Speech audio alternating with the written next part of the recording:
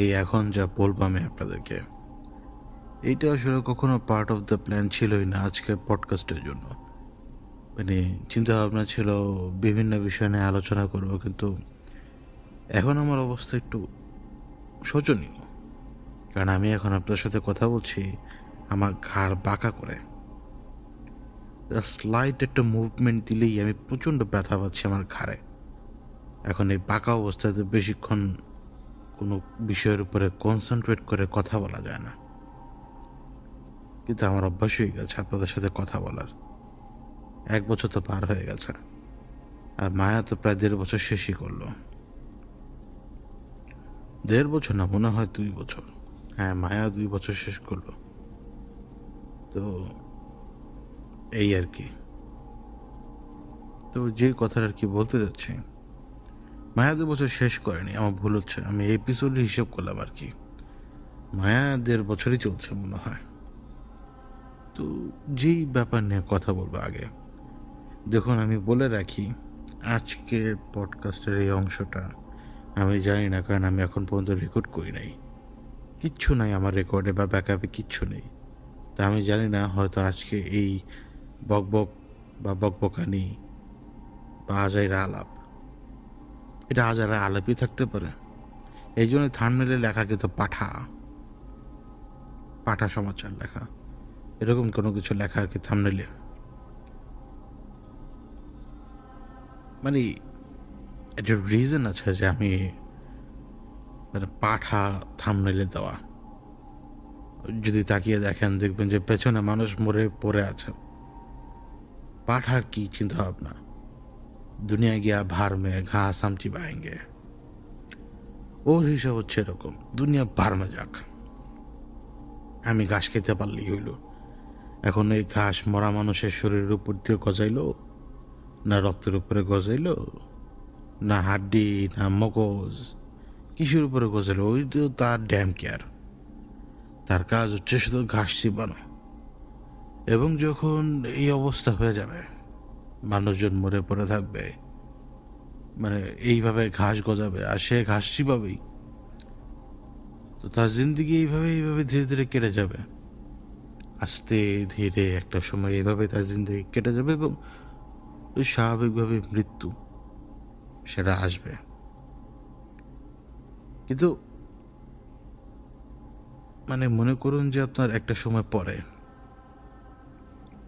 যদি কখনো আবার নতুন করে আবাদ হয় দুনিয়াতে, তো এখন যেরকম মানুষজন এই কি বলে কার্বন ডেটিং থেকে শুরু করে বিভিন্ন প্রক্রিয়ায় ওই আগের সময় ডিএনএর ব্যাপারগুলো জানতে পারে, তো হয়তো এই ছাগলের ব্যাপারে, মানে এই পাঠার ব্যাপারে যদি কোনো আবাদি পরে আবার নতুন করে গজায়, তাহলে হয়তো তারা ওই কার্বন ডেটিং বা ডিএনএ রিলেটেড বিভিন্ন পরীক্ষা নিরীক্ষা করে এই পাঠার ব্যাপারেও জানতে পারবে যে এমন এক পাঠা দুনিয়াতে ছিল। তো এই পাঠাটা আসলে আপনি আর আমি। ওই হিসাব মিলিয়ে দেখেন, এটা আপনি আর আমি, এটা ওই মরে থাকা লোকটাও, আমরা সবাই পাঠা। মানে এখনকার সিনারিওতে আর কি বললাম। তো মেইন যে ব্যাপারটা, মানে বলার জন্য অনেক বেশি উতলা হয়ে আছি, তা হচ্ছে যে গত গত 2 সপ্তাহ মানে আমি ভালো মতো স্টাডি করেছি কিছু জিনিস। আমি বলে রাখছি যে আজকে কিন্তু কোনো হরর পডকাস্ট হচ্ছে না, আজকে শুধুই ফাও পেঁচাল। তো এই ব্যাপারে আমি এখন যে ব্যাপারে কথা বলবো, আমাদের দেশে তো এটা 3টা পক্ষ থাকতেই পারে, কিন্তু আমি নিরপেক্ষ একটা পয়েন্ট অফ ভিউ থেকে কিছু কথা বলি, যাতে পক্ষে বিপক্ষে প্রত্যেক লোকই যাতে উত্তর পায়। দেখুন, একজন ইমাম সাহেব কিন্তু গুম হয়ে গিয়েছিলেন, মানে খবর আর কি যেটা আসে, উপর দিয়ে প্লেন যাচ্ছে, আমি সাইলেন্ট করবো না কিছু। তো ইমাম সাহেব গুম হয়ে গিয়েছিলেন, এর পরে অনেকগুলো ব্যাপার আমরা চোখে দেখছি, বাঘ, সিংহ, অনেক কিছুই বের হয়ে গেছিল। এখনো আমাদের ভিতর অনেক মানুষ বিশ্বাস করে যে এটা গুম, আবার অনেক মানুষ বিশ্বাস করে গুম না। কিন্তু আমি ওই গুম বা গুম না এই বিশ্বাসে ঢুকবই না, মানে আমি পলিটিক্যাল লাইনে ঢুকবই না। আমি এটা তীব্রভাবে বিশ্বাস করি, এই দেশ থেকে মানুষকে গায়েব করে দেওয়া কখনো বন্ধ হবে না। আমি এখনো বলে রাখলাম আপনাকে, এটা লিখে রাখেন। এই দেশে যা মানুষকে শেখানো হয়ে গেছে তা সারা জীবন অ্যাপ্লিকেবল থেকে যাবে, তা কখনো বদলাবে না। তা আমি ইমাম সাহেবের গুমের প্রসঙ্গ বাদ দিচ্ছি এখন, বরং আমি একটা সম্প্রদায়কে টার্গেট করে এখন কথা বলবো। আমি সিরিয়াসলি কিছু কথা বলবো এখন। এটা আমার জানার ভুল হতে পারে, আমি আগে ভাগে বলে রাখছি, এটা আমার জানার ভুল হতে পারে, কারণ আমি এদের ব্যাপারে জানা দরকার মনে করি না। তো আমার নজরে কয়েকটা জিনিস আসলো, যেমন যখন ইমাম সাহেবকে পাওয়া যায় তখন তাকে দিয়ে যখন তার জবানবন্দিরা সামনে আসলো, আমি আবারও বলছি, আমি গুমের ব্যাপার নিয়ে কোনো কথা বলছি না, পরবর্তী ব্যাপার নিয়ে কথা বলছি। তো ইমাম সাহেবকে যখন গুম বা ওই অবস্থা থেকে যখন নিয়ে আনা হলো এবং বলা হলো যে তিনি নিজে আত্মগোপনে ছিলেন, তো দুই একজনকে দেখলাম যে তারা ভিডিও এক্সপার্ট, তারা বলছিল যে এটা প্রমাণ হয় ভিডিও দেখলো যে তিনি স্ক্রিপ্ট পড়েছেন বা তাকে শেখানো হয়েছে। এখন মানুষের আবেগ নিয়ে খেলতে যে কেউ পছন্দ করে, আমি করি না। এখন আমি যদি বলতাম একবার যে ওই ব্যাটারে মানে গুম করছে বা ওই ব্যাটারে যদি জেনে ধরছে, তাহলে আমার পয়েন্ট অফ ভিউটা তো জানতে পারতেন। আমি বড় দরকার মনে করি নাই, কারণ এটা আরেকজনের ব্যাটার। কিন্তু আমি যেই ব্যাপারে কথা বলবো এই ব্যাপারে আপনার জানা দরকার আছে। আসতেছি ব্যাপারটায়। তো একদলকে দেখলাম যে তারা ওই ভিডিওটাকে বলছে যে এই যে এডিটিং করা ভিডিও দেখেন, তাকে স্টপ করানো হয়েছে, তাকে বারবার লাইন মনে করানো হয়েছে। মানে তারা মনে করে যে তারাই সর্বে সর্বা আর আমরা সবাই পাঠা। মানে এটা তো আপনিও জানেন যে আমি যখন আপনাদের সাথে পডকাস্টে কথা বলি এটা আনফিল্টার, কিন্তু যখন ঘটনা বলবো, ঘটনার ভিতরে যে আমি কি কাশি শোনাবো আপনাকে, বা মাঝে মাঝে খুব জোরে টিকটিকে ডাক দেয়, আমি ওটা শোনাবো? ইদানিং হচ্ছে কি আপনার এই জিটটা আগে শুনেছেন কিনা আমি জানি না, খুব খুব করে কাশি দেয়। আবার হচ্ছে আপনার পানি আছে না, পানি বয়ে যায় না, কলকল করে পানি, এরকম কলকল করে বয়ে যাওয়া পানির শব্দ করে। এখন পাচ্ছেন না, কারণ এখন করছে না। তো আমি এটা পডকাস্টে অ্যালাউ করবো, কিন্তু এটাকে আমি ঘটনা বলার সময় অ্যালাউ করবো? ওইখানে একটা প্রফেশনালিজম আছে না? তো আমাকে তো কাট করে জিনিসগুলো বাদ দিতে হবে। তো যখন আপনারা জবানবন্দি আপলোড করবেন, ওই জবানবন্দি আপনার রেকর্ড করতে সময় লাগলো 20 মিনিট, কিন্তু মূল পয়েন্ট হচ্ছে 2-3 মিনিট। তো ওই 20 মিনিটের রিহার্সাল বা ওই 20 মিনিটে সে কী বলছে না বলছে পুরোটা যদি আপলোড করে দিত, তাহলে আমার মনে হয় না সমস্যা ছিল। কিন্তু তারা যেহেতু 2-3 মিনিটেরটা আপলোড করছে পুরোপুরি এডিট করে সব কিছু গুছিয়ে, তো এখন তো তারা মানে সো কল ভিডিও এডিটররা মানে বলা শুরু করে যে দেখেন এই যে এডিট করছি এখান থেকে ধরছে। মানে তারা বুঝাইলো যে ওনাকে দিয়ে মানে স্ক্রিপ্ট বলানো হচ্ছে। তারপরে মানে কিছু কিছু বান্দাদের ছবি, যাদের আমার মানে এদের নাম নিতে আমার নিজেরই লজ্জা করায়, মানে কিছু কিছু বান্দার ছবি দিয়ে বলতেছিল যে অভ্যুত্থানের সময় তাদেরকে দিয়েও তো অনেক কথা বলানো হয়েছিল, ওনাকে দিয়েও বলানো হচ্ছে। তো ওইভাবে রিলেট করছিল তারা। তো অ্যাটলিস্ট আমি খুব খুশি যে তাদের মুখে চুনকালি পড়ছে, নিজেরা তো আর লজ্জা অনুভব করে না। তো ওই একদল যখন তার ভিডিওকে নিয়ে প্রশ্ন করা শুরু করলো, পরে আরেক দলের উৎপত্তি হলো। আমি জানি না এটা সত্যি কিনা, কিন্তু আমার চোখে পড়ছে, পোস্টগুলো আমার চোখের সামনে আসছে, ওই ব্যক্তি বিশেষে পোস্ট। এখন ওই ব্যক্তি বিশেষে পোস্টগুলোতে আমি যেটা দেখলাম যে তারা একজন আরেকজনকে আহ্বান করছে। কিরকম? একটা পোস্ট আমার নজরে পড়লো, একজন ব্যক্তি বলছে যে আমি এখনই রওনা দিচ্ছি, আর তারা আশপাশে যারা রাখি রয়েছেন তারা খুব দ্রুত সেখানে যে পৌঁছান, দুনিয়া উল্টায় ফেলা লাগবে আর কি। মানে একজনের পোস্টে কি দেখলাম যে তিনি খুব দ্রুত সেখানে পৌঁছাবেন, তিনি আহ্বান করছেন আশপাশের রাখিরা যাতে দ্রুত রেসপন্স করে। ওনার ট্রিটমেন্ট জরুরি, ডায়াগনোসিস জরুরি, বার হয়ে গেছে সব কিছু। তো তারপরে আরেকটা পোস্ট দেখলাম যে তিনি তিনি মানে আর কি নিজেই লিখলেন যে আমাকে সামহাও ওনার কাছে নিয়ে যাওয়ার ব্যবস্থা করেন, ওনার রোকাইয়ার প্রয়োজন বা সামথিং এরকম কিছু। তো আরেকটা পোস্ট আসছে, আমার মনে পড়ছে না কন্টেন্টটা ভালোভাবে ক্লিয়ারলি। তারপর একটা পোস্ট আমার চোখে পড়লো যে ওনার বাসায় নাকি তাবিজ ঝুলানো। তারপরে ওর আর একটা পোস্ট আমার নজরে আসলো যে কিছু একটা মানে রাখা হচ্ছে ওনার বাসায়, মানে ওনার পজিশনের ব্যাপার স্যাপার বোঝানো হয়। মানে যখন বুঝলো যে না আসলে গুম হয় নাই, মানে আমি বলছি না যে গুম হয় নাই, তাদের কথা বলছি, গুম হয় নাই কিন্তু লোকটা ঘর থেকে বের হয়ে যায়, ছুটে চলে যায়, তখন তারা উত্তেজিত হয়ে পড়লো। কারণ জিন জাদু, কারণ তাদের সব কিছুতে জিন জাদু। তো এই যে আমি ঘাড় ভাঁকা করে আসি না, অন্য কেউ হইলে বলে দিত যে আপনার তো জিনে ঘাড় ভাঁকা করে দিছে, সিরিয়াসলি বললাম, বলে দিত। তো এই পোস্টগুলো আমার নজরে আসছে। আমি জানি না কোনো রাখি বা সেখানে রুকিয়ে করতে গেছে কি না, যদি যায় থাকে ওই আহাম্মককে তো কিছু বলারই দরকার নেই আমার আর।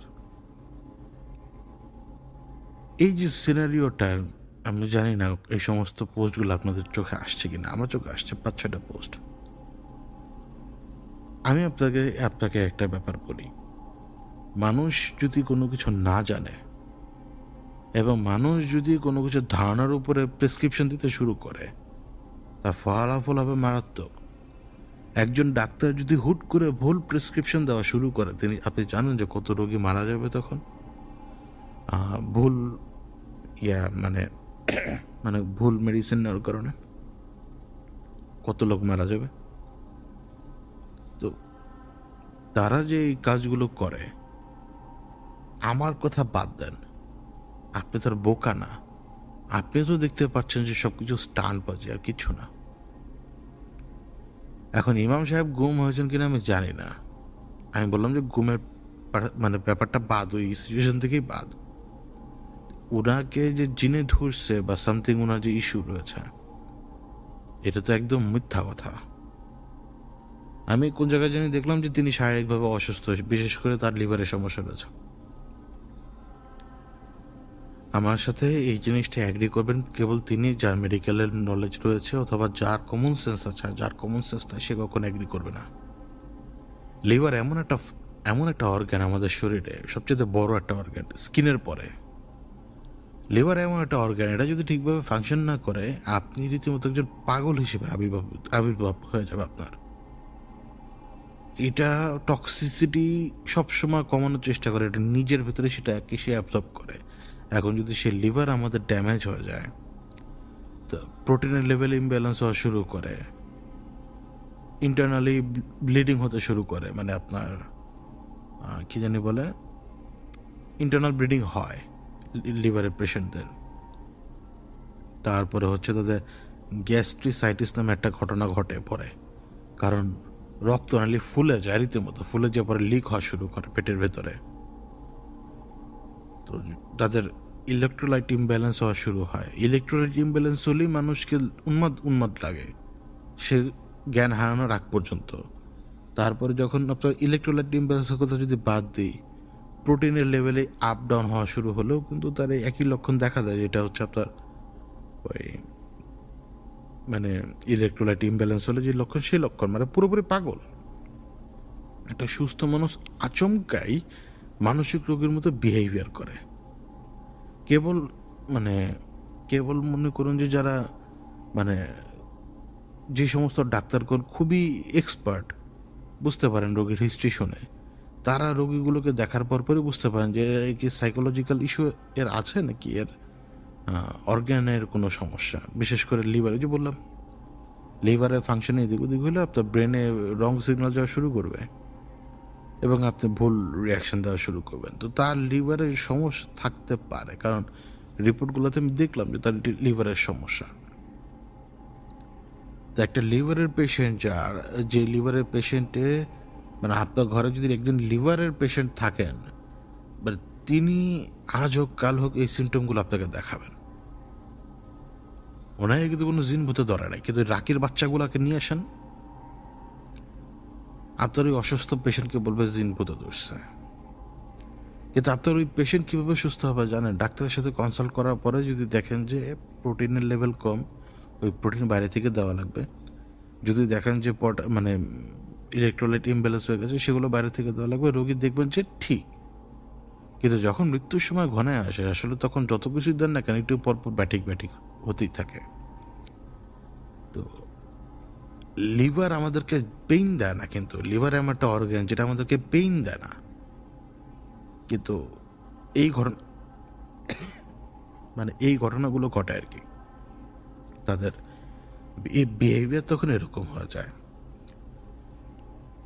তো আমার জানা মতে যে তার লিভারের সমস্যা, এবং তার ওই অ্যাক্টিভিটি এবং তার বডির যে স্ট্রাকচার, এই স্ট্রাকচার দেখলেই বোঝা যায় যে তার লিভারের ইস্যু। বিশ্বাস করেন, এই পেশেন্টটা এরকমই হয়, তাদের স্ট্রাকচার এরকমই হয়। ইভেন আমি যদি কোনোদিন সুইসাইড না করি, সিরিয়াসলি বলতেছি, আমি যদি আমার হায়াত আল্লাহ যে কদিন রাখছেন আমি জানি না এই মরবো কীভাবে, কিন্তু আমি যদি সুইসাইড না করি তাহলে কিন্তু আমি ক্যান্সার আক্রান্ত মারা যাব। ক্যান্সার একটা রোগ না, এটা হচ্ছে একটা সিস্টেম। এই বডিটা তো মোবাইল ফোনের ব্যাটারিটা যেরকম একটা সময় ডাউনগ্রেড হয়ে আর ক্যাপাসিটি দিবে না, এই বডিরও তো ধ্বংস হওয়ার সিস্টেমটাই এরকম। ক্যান্সার তো কোনো জিন শয়তানে করতেছে না, তাদের একটাই হাতিয়ার, জিন শয়তান ধরছে আপনারা, জিন শয়তান ধরছে আপনারা। এখন মানে তাদের সাথে তর্ক করে আসা আমার লাভ নেই। আমি আপনাকে এডুকেট করতে পারি শুধুমাত্র যে ভাই দেখেন, অরিজিনাল পজিশন কি জানেন? এই যে আপনি যদি, আমি জানি না পজেস্ট কিনা ওই লোক, এই যে রিসেন্টলি ড্রামের ভেতরে দেখবেন যে ডেড বডি পাওয়া গেছে, আমি জানি না সেই লোক পজেস্ট কিনা, বাট আমি আপনাকে বলি অরিজিনাল পজিশন এরকম ঘটনা ঘটাইতে পারে। ডঙ্গি মারানি মার্কা পজিশন এই ঘটনা ঘটাইতে পারবে না জীবনে। ডঙ্গি মারানি মার্কা পজিশন শুধুমাত্র নাচাইতে পারে। এবার আসেন, আপনি বমি করেন, তারপরে এটা করেন, ওটা করেন, এগুলো যদি আমি এক্সপ্লেন করা শুরু করি না, পরে আমারে আপনারা হুদাহুদি গেলে যাইবেন। আর আমার কথা হইতেছে আমি আপনার কাছ থেকে গালি খেতে রাজি না, কিন্তু আপনার যদি মাইকের সামনে বসে থাকেন এবং কন্টিনিউ আপনার সামনে মাইক থেকে বিভিন্ন রকমের শব্দ বেরোতে থাকে, আপনার অবস্থাটা কী হয় আপনারটা আমাকে পরে জানায়েন।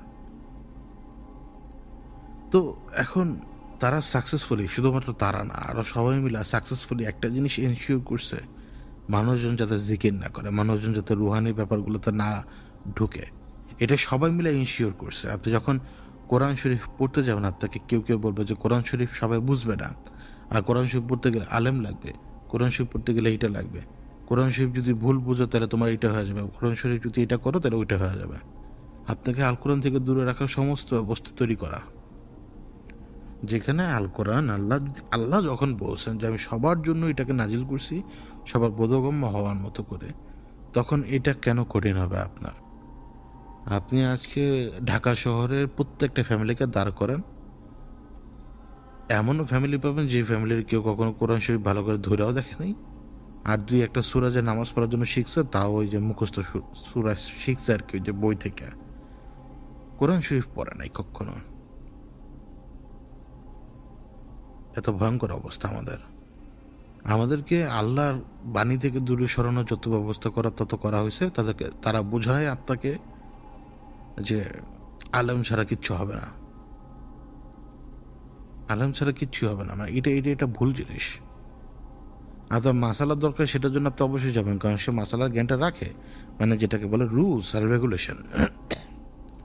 রুলস আর রেগুলেশন তো কোরআনও আছে, সব তো আর নাই, কিন্তু কোরআনকে তো আপনাকে পড়তে হবে না, আল্লাহর বাণী, কি করতে হবে না করতে হবে, এবং অতীতের ঘটনাগুলোকে আল্লাহ কেন রিপিটেশনে বারবার বলছেন, আমাদেরকে কেন তিনি বোঝান, এই অতীতের ইনফ্লুয়েন্স কেন আমাদের বর্তমানের উপরে এবং ভবিষ্যতের উপরে থাকবে, কারণ ইভেন্টগুলো ঘুরে ফিরে এক।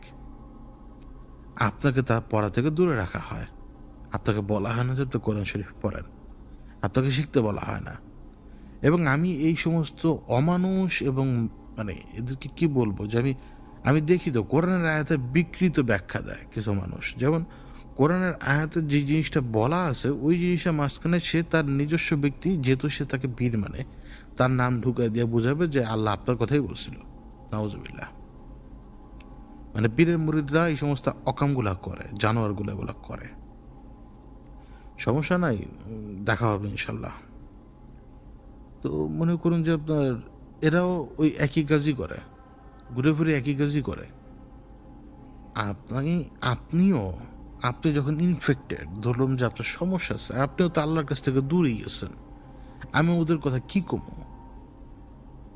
ওরা তো আপনাদের জন্যই বসে থাকে, আর আপনিও ভাই আমাকে শুনতেছেন, আপনিও তো আল্লাহ থেকে বিচ্যুত হয়ে আছেন। বিচ্যুত হয়ে আসেন না ভাই? বলেন, আপনি হারাম খান, এইটা নিয়ে 100 বার চিন্তা করবেন যে হায় হায় আমি হারাম খাইতেছি, এটা নিয়ে 1000 বার চিন্তা করবেন আপনি চিকেন পাউডার হালাল কিনা, অমুক জিনিস হালাল কিনা, এই পেশার মধ্যে থাকবেন। কিন্তু ভাই আপনি হকও মারতেছেন, মিথ্যা কথাও করতেছেন, ইবাদতও করতেছেন না, কিছুই করতেছেন না, তো হয় নাকি ভাই? হালাল আর হারামের পিছনে যখন পড়তেছেন তো হালাল কাম করেন আর হারাম কাম বর্জন করেন না, তো করবেন না। এটাই তো ঘটনা ভাই। তো আগে আমার আমার কথা হচ্ছে কি, মানে এই যে নব্য যখন কোনো কিছুর আবিষ্কার হয় বা তৈরি হয়, এরা পুরাতন পন্থাগুলোকে গাইলায়। আর আমাদের দেশে যাদের মাত্রই চুল গজাইছে তারাও এই পুরাতন পদ্ধতিগুলোকে গাইলায়। সমস্যা নেই, ওটা চারিত্রিক দোষ মানুষের।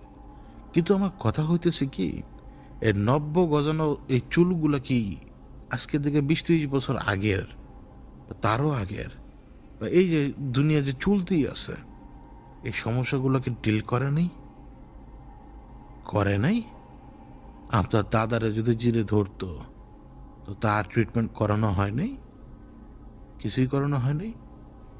এই নব্য চুল গজানো পাবলিকগুলো এসব প্রশ্ন করে। যেমন একটা মূর্খ মানুষ যদি ডাক্তারকে প্রশ্ন করে এ আমার কি শিলাইলো, ওই প্রশ্নটা কি মানাবে? বলেন। ওই ডাক্তার সাহেব জানে যে তার পেট কোন দিক দিয়ে কীভাবে সেলাই করলে তার পেটের ভেতরের জিনিসপত্র বাইরে বেরিয়ে আসবে না। এখন ওই মূর্খ যদি বলে যে ডাক্তারের সেলাইনি ভালো না, হবে? কারণ ডাক্তার লাখ লাখ টাকা খরচ করে ওই সেলাইটা কীভাবে দিতে হয় সেটা শিখে আসছে। ডেড বডির উপরে প্র্যাকটিস করে, লাইভ বডির উপরে প্র্যাকটিস করে করে করে সে শিখে আসছে তোর ট্রিটমেন্ট করার জন্য। কিন্তু তুই প্রশ্ন করবি, এটা তোর চরিত্রের সমস্যা। এদের অবস্থা হচ্ছে এরকম, যখন কোনো কিছুকে নতুন করে মার্কেটিং করা লাগে না, তো পুরাতন বন্দোবস্তকে গালি দিতে হয়। যেমন আপনি দেখবেন যে স্যামসাং আইফোনকে ট্রোল করে বসে বসে, কেন? Marketing strategy.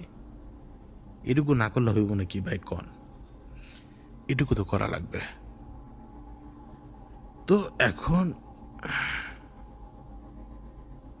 আপনার রুহানিয়াতার দরকার নাই, আপনার জিকিরও করেন না, আপনি ঠিকঠাকভাবে ইবাদত করেন না, আপনি গোল্লায় যান, আপনার সাথে দেখা হবে ইনশাল্লাহ মরার পরে। এর আগে তো দেখা হবে না, কারণ আপনি নিজেই ডিসাইড করে রাখছেন যে আপনি গোল্লায় যাবেন। একটু জ্ঞান শিখেন। জ্ঞানটা তো চারপাশে, ওই শুধু ওইটাকে ন্যারো মাইন্ডের মধ্যে নিয়ে আসেন না, কারো অন্ধভক্ত হবেন না, আমারও না। আমি এটা বারবার বলি, অন্ধভক্ত হইলে বিশাল বিপদ, কারণ ন্যারেটিভের দাস হওয়া লাগে। মানে আমার সব কথা যে সত্য তা না, কিন্তু আপনার সব কথা যে সত্য তাও না, তাই না? আবার আমার যে সব কথা মিথ্যা এইটা তো না ভাই, কেন? আমি তো মিথ্যা কথা কই না। এই একটা চাপার জোর কিন্তু আমার আছে, আমি কিন্তু মিথ্যা কথা কই না। মানুষ আবার অনেক রকমের কথা কয়। এই যে 5 বছর ধরে বলে আসছে না যে এই বেটা এত কিছু দেখে কেমনে, এই সিলেক্টেড পার্সনরা এখন কিন্তু সেই আমলগুলো করার পরে যত সময় যাবে তারা কিন্তু ওই একই জিনিস এক্সপিরিয়েন্স করবে যা তাদের আসল ন্যাচারাল ইনস্টিংক্টের ভিতরে ছিল সবসময়। কোর্স শুরু হয়ে গেছে, কিন্তু এক হিসেবে কোর্স শুরু হয়ে গেছে। এবং যত সময় যাবে যে তারা নিজেরাও রিয়েলাইজ করবে যে তারা কোন জিনিস থেকে দূরে ছিল। এত সিম্পল একটা জিনিস যেটা তার নিজের ভেতরে রয়েছে, নবস, এটার উপরে এমন পারানি দিছে যে এটা নবসের পারানি খেয়ে লুকে আছে এক কোনায়, কিন্তু সবসময় মেসেজ দেওয়ার চেষ্টা করে যে না আমি আসি, wake up wake up wake up. এই যে আপনি দেখছেন না গুলজার যে চিল্লাই চিল্লাই বলছে যে আমি ভূতকাল থেকে ভূত ধরে নিয়ে আসবো আর ভবিষ্যৎ আমার সাথে কথা বলে। এটা শুনলে যে কোনো কেউ আরে বেটা কাফের, বেটা উমুক, এই কথা কস তুই ভবিষ্যৎ জানোস কেমনে রে? ভবিষ্যৎ তো কেউ জানে না, ঝলক না মানুষ দেখে, ওই এমনিতে ঝলক তারাও দেখে। এখন ওই ঝলক আপনিও দেখছেন, কিন্তু আপনি তো মাথা মোটা পাবলিক, নবস আপনার উপরে চেপে বসে আছে। আপনার তো ওই নবস চেপে বসে থাকার কারণে তো আপনার রোজ আর দেখছে তারও তো মনে থাকে না ঘুম থেকে উঠে পড়ে। আর মনে থাকবে কেমনে? ঘুম থেকে উঠেই দেন দৌড়। উপায় আর আছে? বেটা মানুষ হলে উপায় আর আছে? নাই। আর বেডি মানুষ হলে তো ভাই হায় হায়, ঘুম থেকে উঠটাই মানে মানে এত কাম করবো মানে বেডি মানে বেড়া বেড়ি দুইটাই মানে মানে জানায় পানি পায় না। বেড়া বেড়ি দুইটাই জানায় পায় না পানি। বেটা বাইরের স্ট্রেস হ্যান্ডেল করে, বেডি ঘরের স্ট্রেস হ্যান্ডেল করে। আমার মনে হয় যে বেডিকে উপরে চাপ দেয় বেশি, কিন্তু আমি দরদ দেখাই না। আমি ওই যে নেরিবাদী মহিলা না, সরি বেটা না, আমি নেরিবাদী টাইপের লোক না। ওই নারীবাদী কই না, নেরিবাদী কই। তো মনে করেন যে ও নেরিবাদী কইছি দেখে আবার কেউ চিনতেন না, সেটলে কিন্তু আমি হেভি চেতা মাত্র উপরে কয়ে রাখলাম। তো মনে করেন যে আমি এই সমস্ত সো কল্ড নেরিবাদী টাইপের লোক না, কিন্তু আমার মনে হয় যে বেডি মানুষের কষ্টটা বেশি। আর বেডি মানুষ বা বেড়া মানুষ সবাই ধরা ডাকা হইতেছে থার্ড পার্সন নিয়ে, থার্ড পার্সনের বুদ্ধি শূন্য বা থার্ড পার্সনের সাথে ইনভলভ হয়ে। যাই হোক, এরা যার যার কর্মের ফল সে পাবে, এটা প্রাপ্য, পাইতেই হবে, সেটা উপায় নাই। এখন এই যে কথাগুলো বলে আসলাম, কি শিখছেন বা কি জানছেন? কিছুই না। কিন্তু চাইলে ইমপ্লিমেন্ট করতে পারেন, নিজে মানে ব্যাক অফ দ্য মাইন্ডে রাখতে পারেন যে পরে যাতে আপনার কাজে আসে। মেডিকেল নলেজগুলোর ব্যাপারেও জানার যেমন দরকার, ঠিক তেমনি জানা দরকার যে পারস্পরিক অবস্থাগুলো কীরকম। সব কিছু জিন জাদু না। ঘরের মধ্যে অশান্তি হইতেই পারে, হুট করে মনে হইতে পারে যে কি ও এখন আবার নতুন টার্ম এরা বের করছে, নিজের উপরে নিজের বদচার বা ঠাড়া একটা চটকানা মারতে মনে চায় এগুলো কালে। অসভ্যগুলা বললাম না, এটি পিজা সারা তো মায়ের খানে এস পর্যন্ত লেগে অবস্থা হয়েছে। আর পাবলিকও পারে রে ভাই, মানে এত মূর্খ হইতে পারে মানুষ। টান বাই করছে যে নিজের বদনজরে নিজের ক্ষতি হয়। রে বেটা, বেটা বদনজর লাগে, এই এক কাজ করেন, এই ট্রাম্পের উপরে বদনজর লাগান দেখি, ঘোড়ার ডিমটা ফালাইতে পারবে একজন, সব ফালতু কথাবার্তা। কিন্তু আমি এমনি এমনি গভর্নরের উপরে খেপি না। আমি তো ভিতরে খবর জানি, গভর্নর সাহেবের ব্যাপারে সবই জানি। সমস্যা হইতেছে কি, নিজের আঙ্গুলের ঠেকাইতে পারি না। কিন্তু গভর্নরের কথা যে মাঝখান দিয়ে ঠাস করে কয়ে ফেলে আমি আমার ভুল হয়ে গেল, কারণ আমার তো একটা বেজাল আছে এর সাথে। কিন্তু এর বাইরে যে কথা ছিলাম, নিজের উপরে নিজের বদনজর, আরে আহারে বদনজর এটার নিয়ে খেলা। শুনেন, বদনজরের ট্রিটমেন্টও নাকি ওজুর পানি খাওয়া, মানে কিছু বলার নাই আমার। যদি কখনো জিজ্ঞেস করেন যে আপনার এই সমস্যা হয়েছে কি করা লাগবে, তখন আমি বলতে পারি হয়তো যে আপনি এটা করেন, কিন্তু আসলে আপনাদেরকে আসলে বোঝায়ও আমার লাভ নেই। দুই একজন যদি বুঝেন তো আরেকজনকে যদি সে বুঝাইতে যায়, তখন কেউ বোঝে বেটা তুই বেশি জানোস না আমি বেশি জানি। আর আমারও তো সুযোগ পেলে কইবই যে আমি টাউট গাদ্দার, অথচ কোনো কিছুই করি নাই, কারো কামড়ও মারি নাই, কিচ্ছু করি নাই। কিন্তু ব্যক্তি আক্রমণ তো করি না, ব্যক্তি আক্রমণ করার তো অভ্যাস নাই আমার। কারণ আমি বিশ্বাস করি, আমি যদি অকাম করি আমার কপালে শুনিয়েছে, এটা আমি বিশ্বাস করি, কঠোরভাবে বিশ্বাস করি। তো এই যে শুধু শুধু যে কথাগুলো বললাম আধা ঘন্টা ধরে, এ ফাও পেঁচাল হিসেবেই নেন, পাগল ছাগল মানুষের কথাবার্তা হিসেবে নেন। যদি দুই একটা জিনিস শিখেন আপনার কাজে আসতে পারে, এবং এদের হাত থেকে দূরে থাকেন। আমি বলতেছি না যে যে কোনো লোকের কাছে যান, না না না না না, এদের হাত থেকে দূরে থাকেন। আপনার একমাত্র মানে একমাত্র সহায়ের জায়গা, একমাত্র যাওয়ার জায়গা, একমাত্র সাহায্য আপনাকে আল্লাহ করতে পারে। আর নিজের লড়াই নিজেকে লড়তে হবে, বেশ। আমি এটাই চিল্লায় বলে আসতেছি আপনাদেরকে বারবার। কোন এক পাগল জানি আমাকে বলছিল যে রুহানি শক্তি বলতে কোনো শক্তি নাই। আমার এটাও মনে চেয়েছে যে ওরা আমি কতক্ষণ পাড়াই। রুহানি শক্তি বলতে কোনো কিছু নাই। মানে দল করতে করতে মাজাব বানাইতে বানাইতে বানাইতে বানাইতে মানে মূল স্ট্রাকচার থেকে সবাই সরে গেছে। রুহানি শক্তি বলতে কিছু নাই, উন্মাদের দল।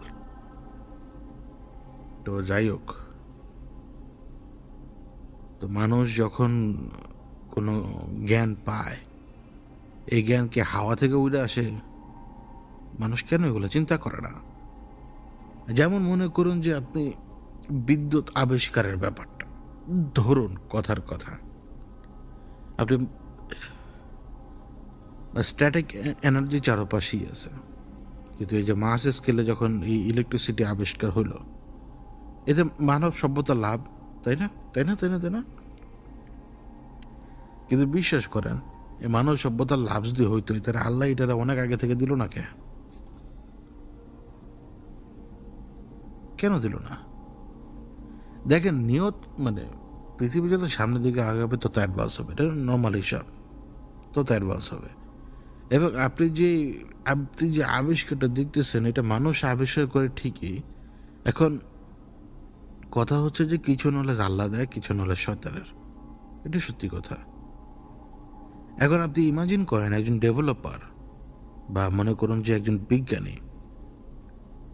বিজ্ঞানী যদি একটা ভাইরাসের পেছনে তার গবেষণার সময় লাগায়, ওইটা আপনার কাছে ম্যাটার করবে না, বিশ্বাস করেন। কারণ ওটা ম্যাটারই করে না আপনার কাছে। কারণ বিজ্ঞানী ভাইরাস নিয়ে কাজ করতেছে, এটা আবার কী জিনিস। কিন্তু ওই ভাইরাসই একদিন ডেডলি হয়ে পৃথিবীর 10 ভাগের 1 ভাগ মানুষ মেরে ফেলতে পারবে।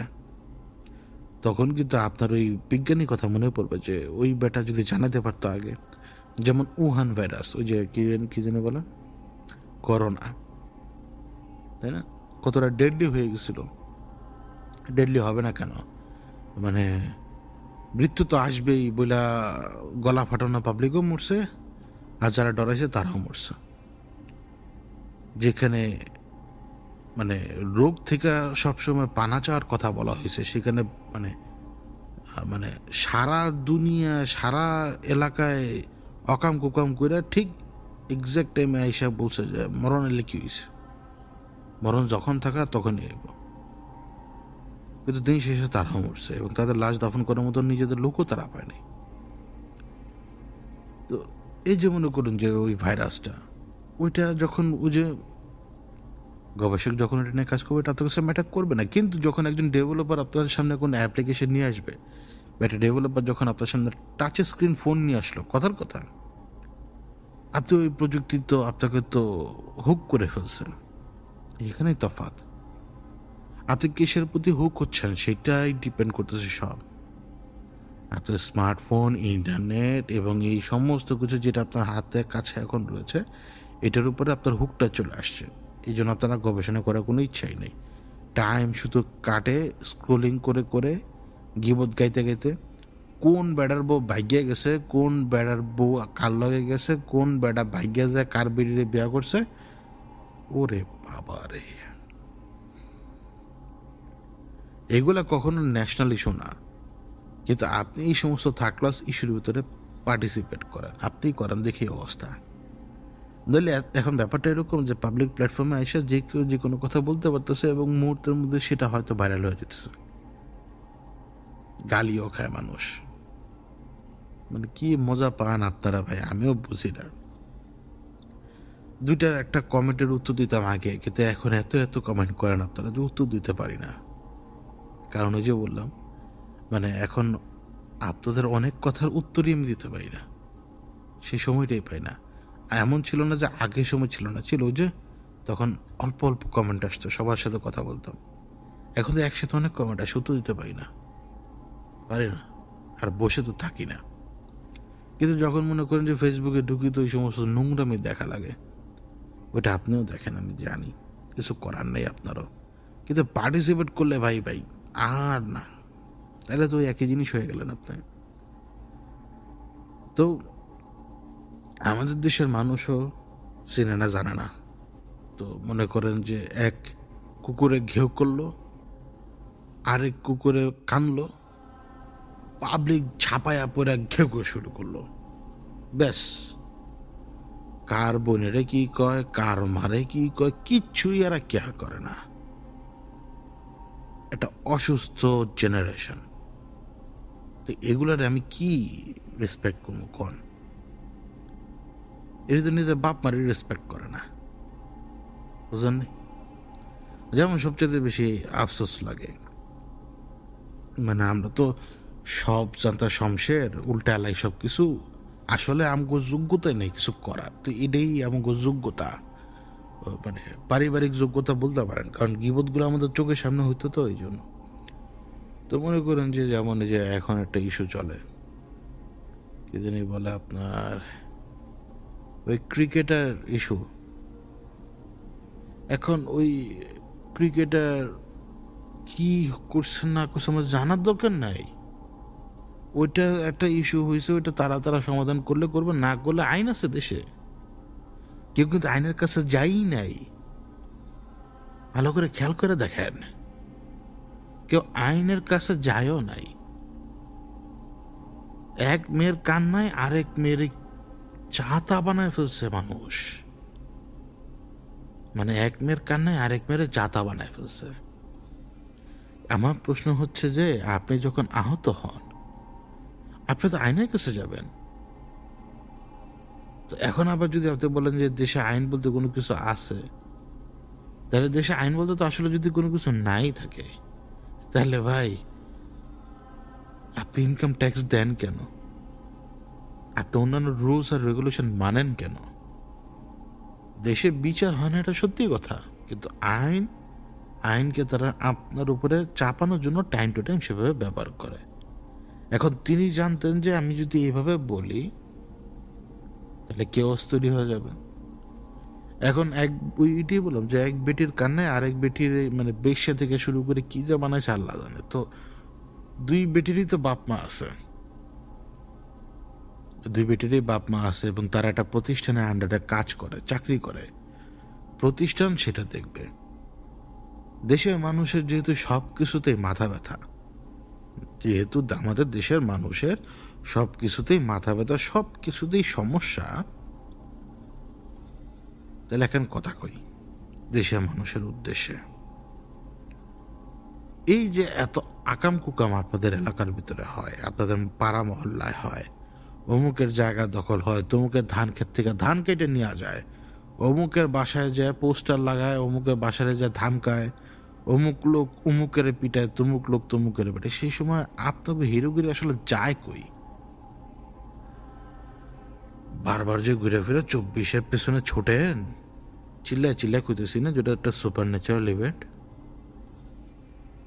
এখন তো চোখে দেখেনি সব, কিন্তু অবিশ্বাস করবেন নাকি? সব করবেন অবিশ্বাস?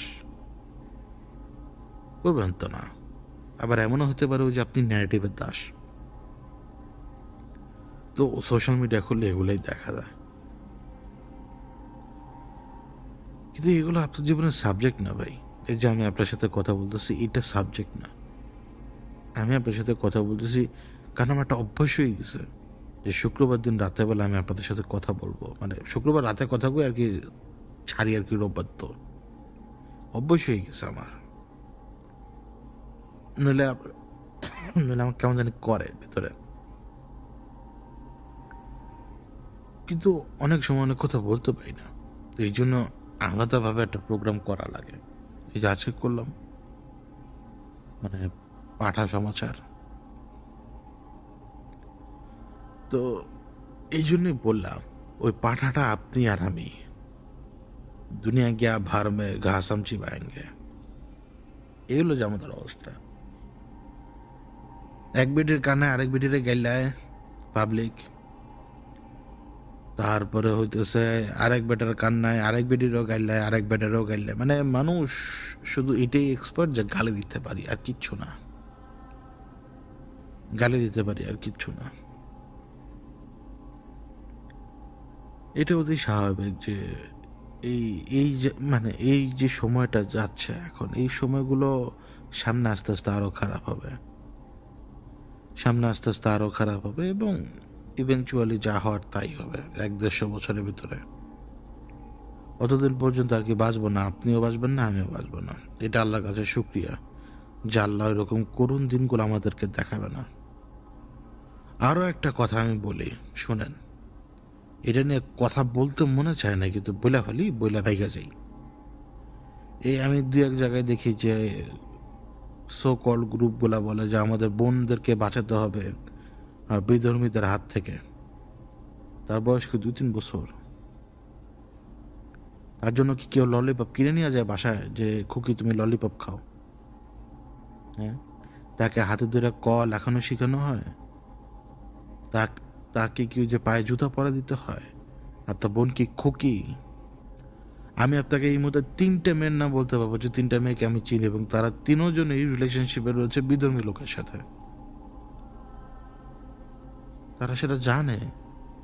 ওই বিধর্মী তাকে ফাঁসতে ফালাবে কেন? আপনার বোন, তুই যে বললাম যে খুকি নাকি, সে তো খুকি না, সে তো খুকি না। কারা বাঁচাতে চান আপনি? আমি ঝাঁপ দিব আগুনে, আপনি আমার বাঁচাতে যেতেছেন কেন? আর কিসের ঠেকা আপনার? আপনার ওই অডাসিটি কে দিছে? হ্যাঁ, কে দিছে? আপনারা জানেন একটা সার্টেন টাইম আসার পরে আপনাদের লাইফ হেল্প করে দেওয়া হবে, আপনারা জানেন? একটা সার্টেন টাইম আসার পরে আপনি বাসা থেকে পালায়া পালায়া বেড়াবেন, একটা সার্টেন টাইম আসবে তো। আপনারা যে হিরো না এক একজন, প্রত্যেকটা হিরোর কি অবস্থা হবে আমি তাকায় তাকায় দেখবো। দেখেন,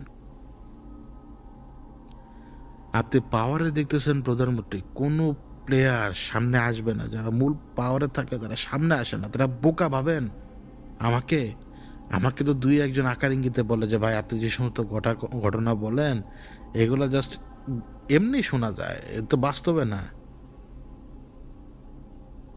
কে বলছে বাস্তবে না? কে বলে? মূল ক্ষমতা কার হাতের জানেন? জানেন? এই যে মনে করেন যে এই যে জুলাই এতগুলো মানুষ মারা গেল, মামলা হচ্ছে, মোকদ্দমা হচ্ছে, কি ঘোড়ার ডিমটা জানেন আপনারা এই ব্যাপারে? কি জানেন? কোন এভিডেন্স পেশ করা হচ্ছে, কোন জিনিসটা প্রেজেন্ট করা হচ্ছে? দায় তো তার যে অর্ডার দিছে, কিন্তু সেটা প্রমাণটা কোথায়? অর্ডার দিয়েছে, হ্যাঁ ঠিক আছে, সেটা প্রমাণটা কোথায়? এক্সিকিউট করে কেডা? এক্সিকিউট করে কে? এগুলো তো 1-2 প্রমাণ তো হইতে পারে না ভাই। এত সহজে তো ক্রাইমের প্রমাণ পাওয়া যায় না। পাওয়া যায় নইলে 2জন সাংবাদিক যে মারা গেল সেই ক্রাইমের প্রমাণ পাইতে তো সময় লাগলো, এখনো সময় খুঁজেই বেড়াইতেছে সবাই। এত সহজ না। পাওয়ার করিডর সম্পর্কে 2 পয়সার ধারণা নাই, আর আমি যখন ঘটনা বলি বলেন যে শোনা যায় জাস্ট। হ্যাঁ, ওই পাওয়ার করিডরের জায়গায় থাকে, শুধু প্লেয়ার চেঞ্জ হয়। যে প্লেয়ারটার আপনার, যে প্লেয়ারের থতমা আপনি দেখেন, পাওয়ার করিডর একই জায়গায় থাকে, দিকে সব কিছু একই সিস্টেমেই চলে। যদি মানুষ পরিবর্তন হয় সব কিছু পরিবর্তন হয়ে যেত, তাহলে এই যে এত পরিবর্তন হইল যে 1-1.5 বছর আগে, এখন কোনো পরিবর্তন হয় নাই কেন? এই মিয়া উত্তর দেন আমাকে। আমাকে তো প্রশ্ন করে অনেকে যে মিয়া আপনার ঘটনা তো যা শোনালায় হলিউড লাগে। আমার এখন উত্তর দেন না। সবাই তো সাক্ষী ছিলেন না? আমিও তো কইছি, হ্যাঁ, আব্রাহার হস্তি বাহিনীর পতন। কিন্তু জানেন, আগের দিনই টের পেয়েছি ঘটনা ঘটতে যেতেছে। ওটা ম্যাটার করে না। ম্যাটার করে হইতেছে যে ওই ঘটনার পর থেকে যে 1.5 বছরে আপনার দেশের উন্নতি কই হয়েছে? গোড়াটি বলল অবনতি আর অবনতি। আর আমাদের গভর্নর সাহেব, আরে ভাই আমি এর ব্যাপারে খুব ভালো মতো জানি, এর লেগে তো আমার মাঝে মাঝে মন চায় অনেক কথা কইতে। কার এজেন্ডা আর কি পালন করে তো বুঝি আমি তার ব্যাপারে। সে তো খোরা বানায় রাখছে অনেক মানুষের। তো সে খোরা বানাইছে নাকি পাওয়ার করিডোর খোরা বানাইছে সবাইকে? এই যে কোনো উন্নতি হয় নাই 1.5 বছরে, উন্নতি হওয়ার কথা ছিল না? 5 বছর, 5 বছর চিল্লানো পাবলিক কই গেছে? क्या बंगाली क्या मिला? उद्बोधन से क्या मिला बंगाली? बताओ। ठेंगा मिला क्या? कुछ नहीं मिला। পাওয়ার করিডোর কোনো সময় বদলায় না। পাওয়ার করিডোর যদি চেঞ্জ হয় তাহলে একটা চেঞ্জ আশা করতে পারেন, তাইলে কিন্তু একটা চেঞ্জ আশা করতে পারেন। কেউ কেউ চিল্লায় কয় সমস্ত ক্ষমতা সচিবের হাতে, কেউ কেউ কয় আমাদের হাতে সমস্ত কিছু জিম্মি। আয় রে ভাই রে ভাই, পাওয়ার করিডোরের ব্যাপারে জানোস না? সরকারের যা বইয়ের থেকেও জানবি না কোনোদিন। ওই অদৃশ্য ছড়িটা কে ঘোরায়? কারা ঘোরায়? তারা ওই পর্দার ওই পাশে পিছনে বসে থাকে চুপচাপ। বেসুমার শক্তি তাদের হাতে, বেসুমার শক্তি। লেগে তো টাকার বস্তাগুলো চোখে দেখছি আমি, যারা দেখে দেখে সবাই সার সার করে সেজদা দিয়ে লাইতে একরকম, হেরে আমি দেখছি কাঁপতে,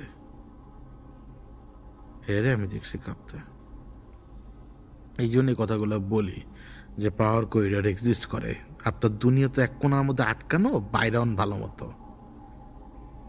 এই শহরের ব্যাপারে কিছু জানেন না, কিচ্ছুই জানেন না। এই শহর, এই দেশ, এই পৃথিবীর ব্যাপারে কিচ্ছুই জানি না আমরা।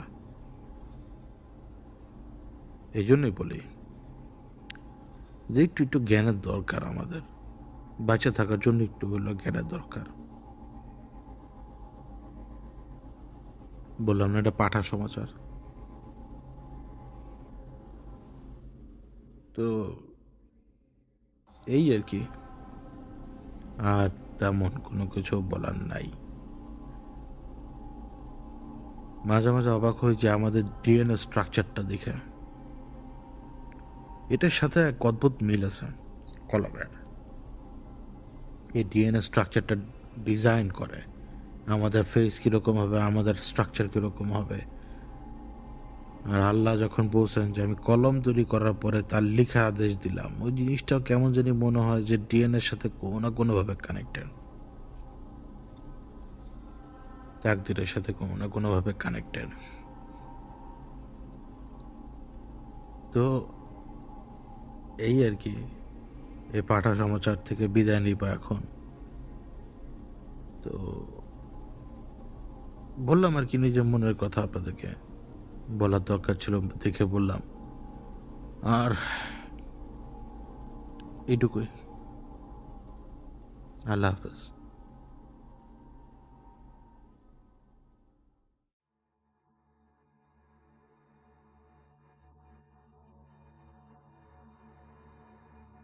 আমি এই মুহূর্তে আপনাদেরকে যার ঘটনা বলবো তার নাম হচ্ছে বাবুল, এবং তিনি পেশায় একজন চোরাচালান কারবারি। 2000 সালের আরো আগে থেকেই তিনি এই পেশায় জড়িত। একটা সময় তিনি ট্রাকের ড্রাইভারি করতেন, সেই সময় থেকে তিনি এই চোরাচালান কারবারির ভেতরে জড়িয়ে পড়েন। এমন নয় যে তিনি ধরা পড়েননি, তিনি প্রায়শই ধরা পড়েছেন এবং টাকা পয়সার বিনিময়ে তিনি ছাড় পেয়েছেন। যত সময় যায় তত বেশি আস্তে আস্তে আস্তে আস্তে তিনি এই পথের সাথে এতটাই জড়িয়ে পড়েন যে এই পথে চলা ছাড়া তার আর অন্য কোনো উপায় নেই, এবং এটাই তার ধ্যান জ্ঞান সবকিছু। তিনি একটা ব্যাপারে অনেক আগে থেকেই খুব ভালো করে জানতেন, তা হচ্ছে মূর্তির বেচাকেনা সবচেয়ে বেশি হয়, এবং একটা মূর্তি যদি পাওয়া যায় এবং সেই মূর্তি যদি বিক্রি করা যায় পার্টির কাছে, মানে যেই দামে কিনুক তার চেয়ে কয়েক গুণ বেশি দামে তারা সেই মূর্তি বিক্রি করতে পারে। তারা বিভিন্ন সময় বিভিন্ন জায়গা থেকে যে তথাকথিত পিলার হোক বা বিভিন্ন জিনিসপত্র, এগুলোকে তারাই চুরি করার ব্যবস্থা করত বা তারাই হাওয়া ওঠাতো যাতে আসল জিনিস তাদের হাতে চলে আসে। তারা সেই ধরনের ট্রিক খাটায় সবসময়। ঘটনা 2008 সালের, এখন যেটা বলছি আমি 2008 সালের। তার 2-3 জন লোক রয়েছে আরো, মানে যাদের সাথে মিলে তিনি এই কারবারের ভেতরে নামেন। তো একজন লোক তাকে খবর দিল কুমিল্লা না জানি কুমিল্লারই কোন এক জেলাতে বা কুমিল্লা বিভাগেরই কোন এক জেলাতে একজন ব্যক্তির কাছে একটা মূর্তি আছে, এই মূর্তিটা সে বিক্রি করে ফেলবে এবং ওই মূর্তির ভালো দাম পাওয়া যাবে। তো ভালো কথা, সেই লোকের সাথে তারা যোগাযোগ করলো এবং সেই লোকের সাথে যোগাযোগ করার পরে তারা সেইখানে গিয়ে যখন মূর্তিটা নিয়ে আসার সমস্ত ব্যবস্থা করে নিল, মূর্তিটা দেখার আগ মুহূর্ত পর্যন্ত সব কিছু ঠিক ছিল। মূর্তিটা দেখলো বাবুল। বাবুল মূর্তিটা দেখার পরে তার কেমন যেন একটা মানে শরীরে একটা ঋণ ঋণ ভাব চলে আসলো। শিন বা কাঁপুনি না, ঋণ ঋণ ভাব, মানে এটা কেমন জানি ভাব। তো মূর্তিটা ছিল এরকম যে মূর্তিটার ভিতরে বৌদ্ধ ধর্মীয় একটা আচার বা আচরণ রয়েছে মূর্তির ভেতরে। কারণ বুদ্ধের একটা ভাব রয়েছে, যেমন ঠিক তেমনি ওই মূর্তির মানে বৌদ্ধের যেমন ভাব রয়েছে ঠিক তেমনি এর সাথে এক নারী মূর্তি মানে নারী আকৃতি জড়িয়ে আছে ওই মূর্তিটার সাথে। মানে বৌদ্ধ তো রয়েছে মূর্তির ভিতরে, মানে মূর্তিতে, তার সাথে একজন নারীর আকৃতি জড়িয়ে রয়েছে। এবং নারীর আকৃতি বাবুলের কথা অনুযায়ী মানে নারীর আকৃতি হচ্ছে তার গায়ে কোনো কাপড় নেই এবং সেই নারীর জিভ রয়েছে বড় অনেকটা, ওই যে একজন মতো দেখতে আর কি জিভটা তার। মানে মূর্তিটার পেছনের দিক থেকে মানে বুদ্ধর যে অবয়ব সেই অবয়বের পেছনের দিক থেকে ওই নারী অবয়বটা জড়িয়ে রয়েছে এবং তার জিভটা দেখা যায়। মানে মূর্তিটা এমনভাবে স্কাল্পচার করা এবং এটা ব্রোঞ্জের মূর্তি, ব্রোঞ্জ বা আয়রন, এটা মানে এইভাবে তৈরি করা এটা। তো তারা এটাকে বিশ্বাস করবেন, তারা এটাকে কেজি দরে কিনে। কারণ যে ব্যক্তি পেয়েছেন তিনি তার ভিটামাটি, তিনি নতুন জায়গায় ভিটামাটি করার জন্য জায়গা কিনেছেন। ওই জায়গাটা একটু অনেক বেশি পুরাতন ছিল, ওই ওয়ারের সূত্রে যেই কারণে হোক ওই জমি কেনার পরে ওই কাজ করতে যে তিনি এটা পান, 1-1.5 হাত মাটি করার পরেই পান। তো কেজি ধরে এটা কেনার পরে এখন তারা তো এই ব্যাপারে খুব কম জানে। তখন বাবুলের তো সঙ্গী সামর্থ্যের অভাব নেই। এই সঙ্গী সামন্ত যারা, তাদের ভেতরে খবর ছড়িয়ে দেওয়া হলো যে তার কাছে একটা মূর্তি আছে। এবং সঙ্গী সামন্ত সবার কাছে খবরটা এইভাবে ছিল যে বুদ্ধের মূর্তি, পেছন দিক দিয়ে মহিলা জড়ানো। তাদের কোড ছিল এটা, মহিলা জড়িয়ে ধরে রেখেছে বুদ্ধকে, এরকম আর কি। এখন তাদের কাছে এটা প্রায় 1 বছর ছিল, ঘটনা 2008-এর, মানে তারা আরো আগে পেয়েছে। এটা তাদের কাছে 1 বছর ছিল, তারা বিক্রি করার মতো কোনো সোর্স পায়নি, কোনো কিছু পায় নাই। ঘটনাচক্রে এই বাবুল টেকনাফে আসে, চোরা চালানির সাথে এই ব্যাপার সব কিছু। এই টেকনাফে আসে তারা ওই রূপার বিভিন্ন রকমের গয়না, এবং ওই তখন তো প্রচলন ঘটেনি, মানে মানে এই যে তখন ধীরে ধীরে প্রচলন হচ্ছিল ওই মানে এক ধরনের গয়না রয়েছে না, ওই যে গোল্ড প্লেটেড।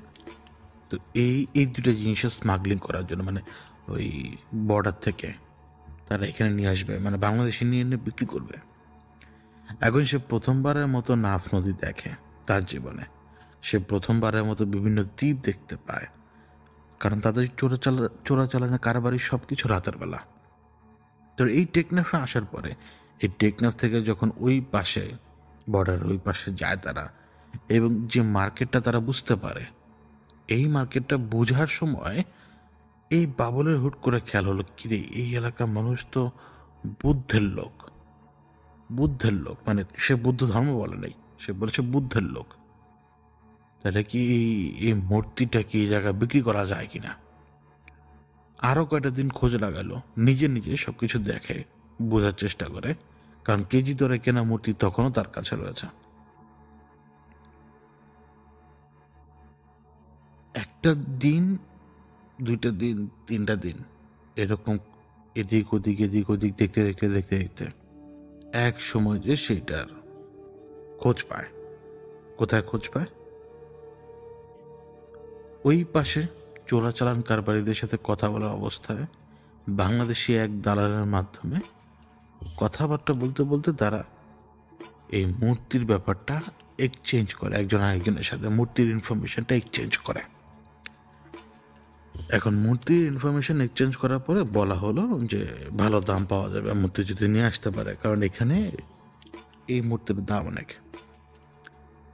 এখন বাবুল সাহেব তিনি মূর্তি কিন্তু নিয়ে এনেছিলেন কিভাবে জানেন? তিনি মূর্তি নিয়ে এনেছিলেন নিউজ পেপার আছে না, ওই নিউজ পেপারে পেঁচিয়ে।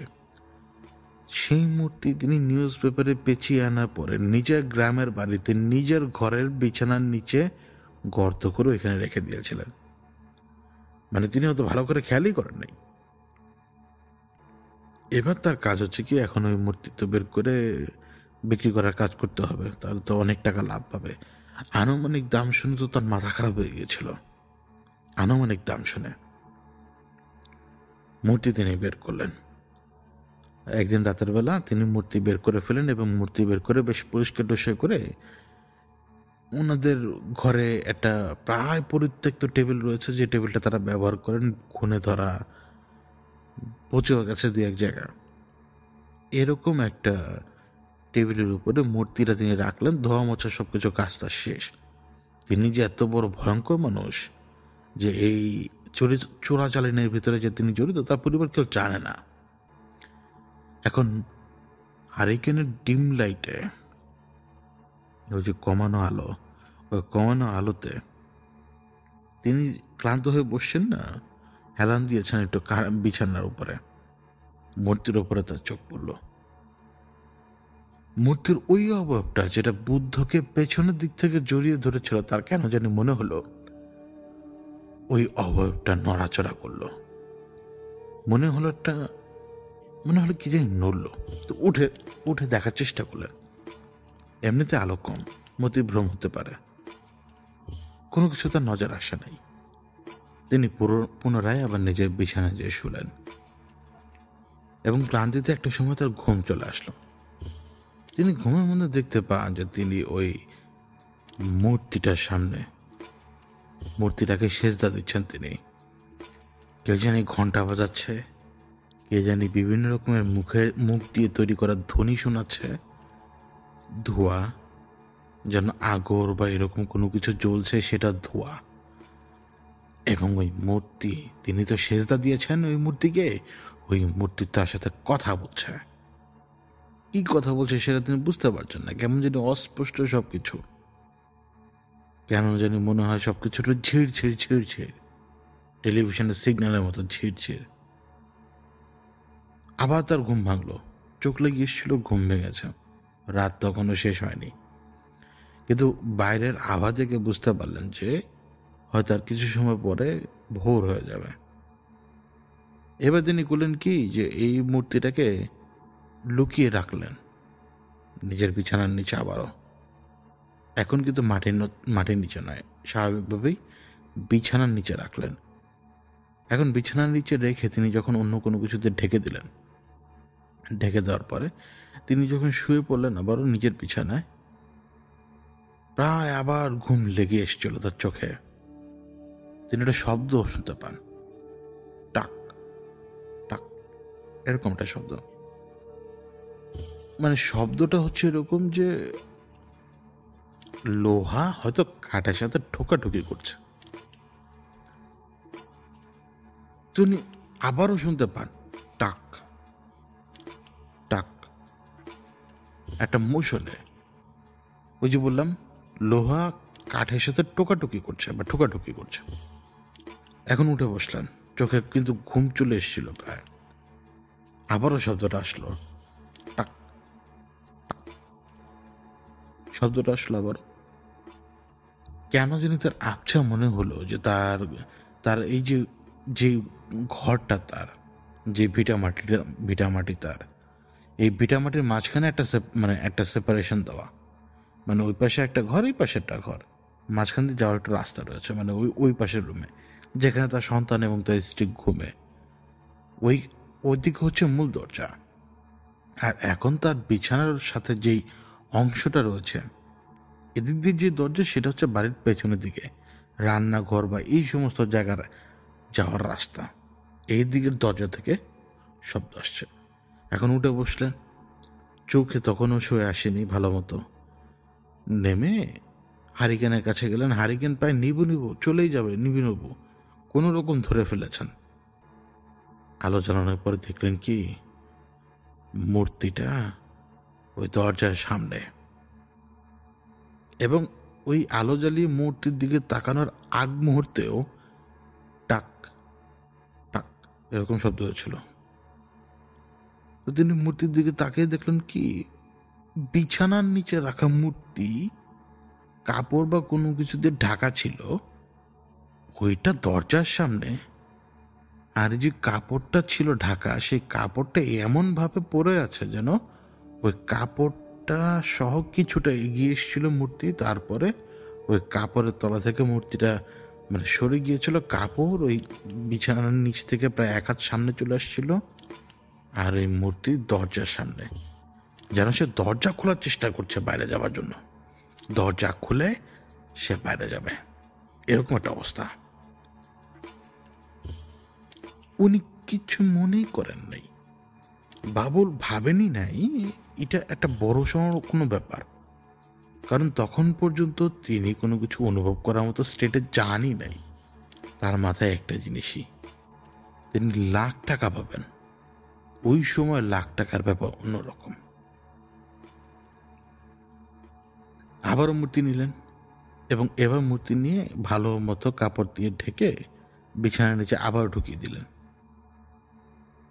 ততক্ষণে মনে করুন যে পাখি ডাকতে শুরু করে দিয়েছে। এখন সকালবেলা তো মূর্তি যে জায়গা ছিল সেইখানেই, এবং মূর্তি নিয়েই তিনি রওনা দিলেন। তার প্রথম কাজ হচ্ছে কি, যে তাদের সদরে যেয়ে পৌঁছাতে হবে, সদর এলাকাতে। সেইখান থেকে বাস নেবে, বাস নিয়ে নির্দিষ্ট এলাকায় যে পৌঁছাবে, সেইখানে তার ওই দালাল এবং যে সাঙ্গপাঙ্গ বা সামন্ত যেটাই হোক, এই 2টা পক্ষ নিয়ে তারা টেকনাফে যাবে। সেইখান থেকে তারা নাফ নদী পাড়ি দিয়ে ওই পাড়ে যাবে, ডিল করবে, টাকা নিয়ে যে যার মতো যে যার জায়গায় চলে আসবে। মানে এই পাড়ে আসতে হবে আবার তাদেরকে, এই হচ্ছে তাদের প্ল্যান। তখন পর্যন্ত কিন্তু বাবুল বুঝতেই পারেনি মানে কিছু একটা ঘটছে super natural. Babul baby taxi ভাড়া করেছেন, যে বেবি ট্যাক্সিটা তাদের গ্রামের লোক চালাতো। সদরে পৌঁছাতে হবে এবং অনেক দূর, অনেক দূর, হেঁটে তো পৌঁছাতে গেলে তো সম্ভবই না। 3-4 ঘন্টায়ও কিন্তু সদরে যাওয়া পসিবল না হেঁটে। এখন বেবি ট্যাক্সিটাতে করে যখন তিনি রওনা দিয়েছেন, তার সাথে তো মানে ট্রাঙ্ক রয়েছে,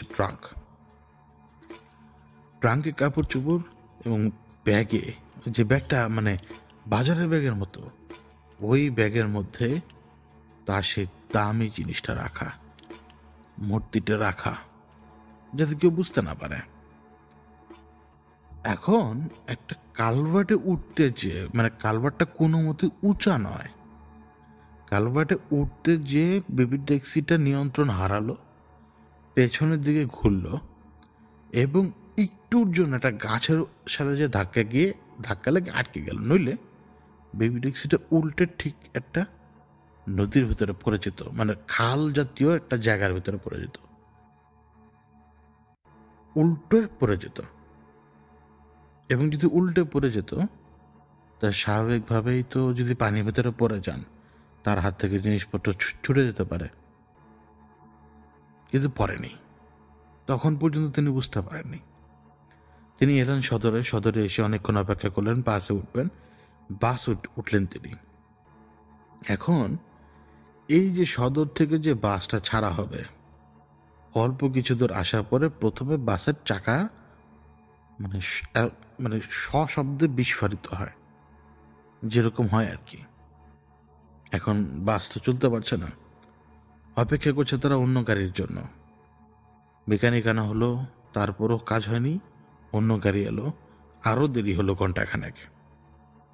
পরের যে বাসটা এখন তাদেরকে নিয়ে আসলে আসবে শহরের দিকে, মানে ওই নির্দিষ্ট এলাকা, শহর না, অন্য এক নির্দিষ্ট এলাকা, ওই বাসটার একটু পরপর গতি মানে নিয়ন্ত্রণের বাইরে চলে যাচ্ছিল।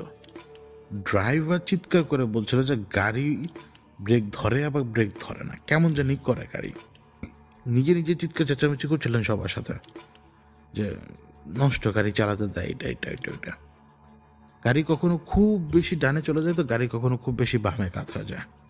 এমনটা হওয়ার কথা না।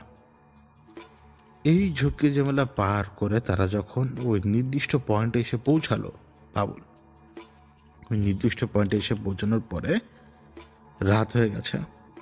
ওই দালালের সাথে যোগাযোগ হলো, তার সামন্ত সৈন্য সামন্ত যেটাই হোক, তার পক্ষের লোকও আসলো। এই 3 পক্ষ একত্র হলো এবং তাদের উদ্দেশ্য হচ্ছে যে তারা রাতেই রওনা দেবে, কিন্তু তাদের পক্ষে রাতে রওনা দিয়ে সেখানে পৌঁছে কোনো কিছু করা সম্ভব না। তাদেরকে আবার সেই দিনটা সেখানে কাটাতে হবে অন্যান্য কাজ কারবার করে। এখন তো 3টা পক্ষ একই সাথে রওনা তো দিল। 3টা পক্ষ রওনা দিয়েছে মূর্তি বাবুলের কাছে, এবং তিনি এটাকে এতটা প্রোটেক্ট করে রেখেছেন যে এটা মানে কেবল তিনি ঘুমিয়ে পড়লেও এটাকে জড়িয়ে ধরে ঘুমাচ্ছেন স্বাভাবিকভাবেই। তারা রওনা দিল রাতের বেলা। যেই গাড়িতে তারা রওনা দিয়েছেন, গাড়ির ভিতরে তো সবাই ঘুমে। তিনি এটাকে কোলের উপরে রেখে দিয়েছিলেন, ব্যাগটাকে কোলের উপরে রেখে জড়িয়ে রেখেছিলেন। একটা দুঃস্বপ্ন দেখতে পান বাবুল যে দুঃস্বপ্নটা দেখতে পান তা হচ্ছে গাড়িটা খুব জোরে ছুটছে, গাড়িটা সামনে যেয়ে নিচের দিকে খাদে পড়ে গেল, এবং খাদে পড়ে যাওয়া মাত্রই তার চোখের সামনে ডানে, তার চোখের সামনে পেছনে এই সমস্ত লোকজন, কারোর মাথা ছিঁড়ে গেছে, কারোর হাত ছিঁড়ে গেছে, মানে বিশ্রীভাবে ভয়ঙ্করভাবে সবাই আঘাতপ্রাপ্ত, এবং সবাই তার চোখের সামনে ভয়ানক অঙ্গভঙ্গি করতে করতে মারা যাচ্ছে। এই দুঃস্বপ্ন দেখলেন তিনি একবার, তারপর আরো কিছু দুঃস্বপ্ন দেখলেন। এই দুঃস্বপ্ন দেখতে দেখতে তিনি চলে এলেন তারা একেবারে তাদের সেই এলাকাতে, যে এলাকাতে তাদের এসে পৌঁছানোর কথা, টেকনাফ। এটা অনেক বড় লম্বা জার্নি। তো তারা টেকনাফ এসে পৌঁছেছে, কিন্তু তারা কিন্তু ওই বারবার গাড়ি বদল করেছে, বারবার, মানে একটা রুটে তারা আসেনি। বিভিন্ন পন্থায় বিভিন্নভাবে তারা রুট বদল করে, রাস্তা বদল করে করে তারা এখানে এসছে। বাবুল অত্যন্ত রকমের ক্লান্ত,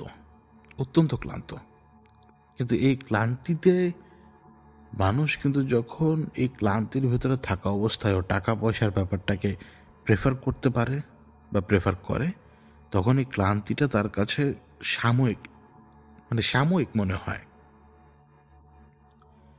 কিন্তু বাবুল তিনি কিন্তু বুঝতে পারছিলেন না, তার মাথা কেন যেন একটু হ্যাং, মানে তিনি সেটা বুঝতে পারছেন যে আমি চিন্তা করি একটা, ভাবি একটা, কিন্তু আমি সেটা বলতেও পারছি না, করতেও পারছি না। আমার চোখের সামনে শুধু বুদ্ধর এই মূর্তিটাই ভাসে, এবং পেছনে ওই নারীর জড়িয়ে ধরাটা, এটাই বারবার ভাসে তার চোখের সামনে। তিনি জাগ না থাকা অবস্থায়ও আর ঘুমানো তো দুঃস্বপ্ন দেখছেনি। এখন সেই রাত, যে রাতে তাদের বর্ডার পার করে ওই পারে যে উঠতে হবে বার্মাতে, যেখানে তাদেরকে অবস্থান করতে হবে 1 দিন 2 দিন, এবং সেখানে অবস্থান করে ডিল করে টাকা পয়সা নিয়ে তাদেরকে ফেরত আসতে হবে। খুব অস্থির বাবুল এতটা অস্থির যে তার কিছু কিছু প্রিমনিশন হচ্ছে তার, মানে তিনি কিছু কিছু ঝলক দেখতে পাচ্ছেন যেগুলো তিনি কখনো দেখেন নাই, তার জীবনে তিনি কখনো এরকম ঝলক দেখতে পান নাই।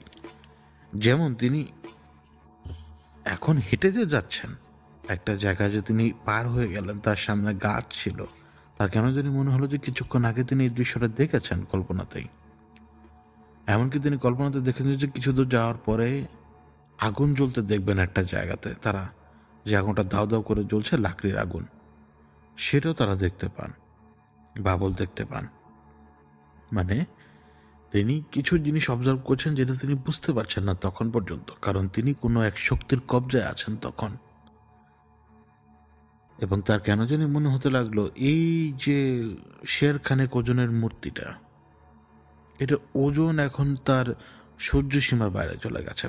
লজিক্যালি যদি আমরা চিন্তা করি যে একটা হাতে অনেকক্ষণ ধরে তো ওয়েট ক্যারি করা সম্ভব না, ভাল লাগবে। আবার তার মানে এই তো না যে তিনি এক হাত দিয়ে বারবার ক্যারি করছেন, তা তো না। এটা অত বেশি ভারীও মূর্তি ছিল না। তিনি বারবার হাত বদল করেছেন, বিশ্রাম নিয়েছেন, তারা সবকিছুই। কিন্তু এখন যত কদম বাড়ছে তত কেন জানি মনে হচ্ছে যে এই মূর্তির ওজন আর তিনি নিতে পারছেন না।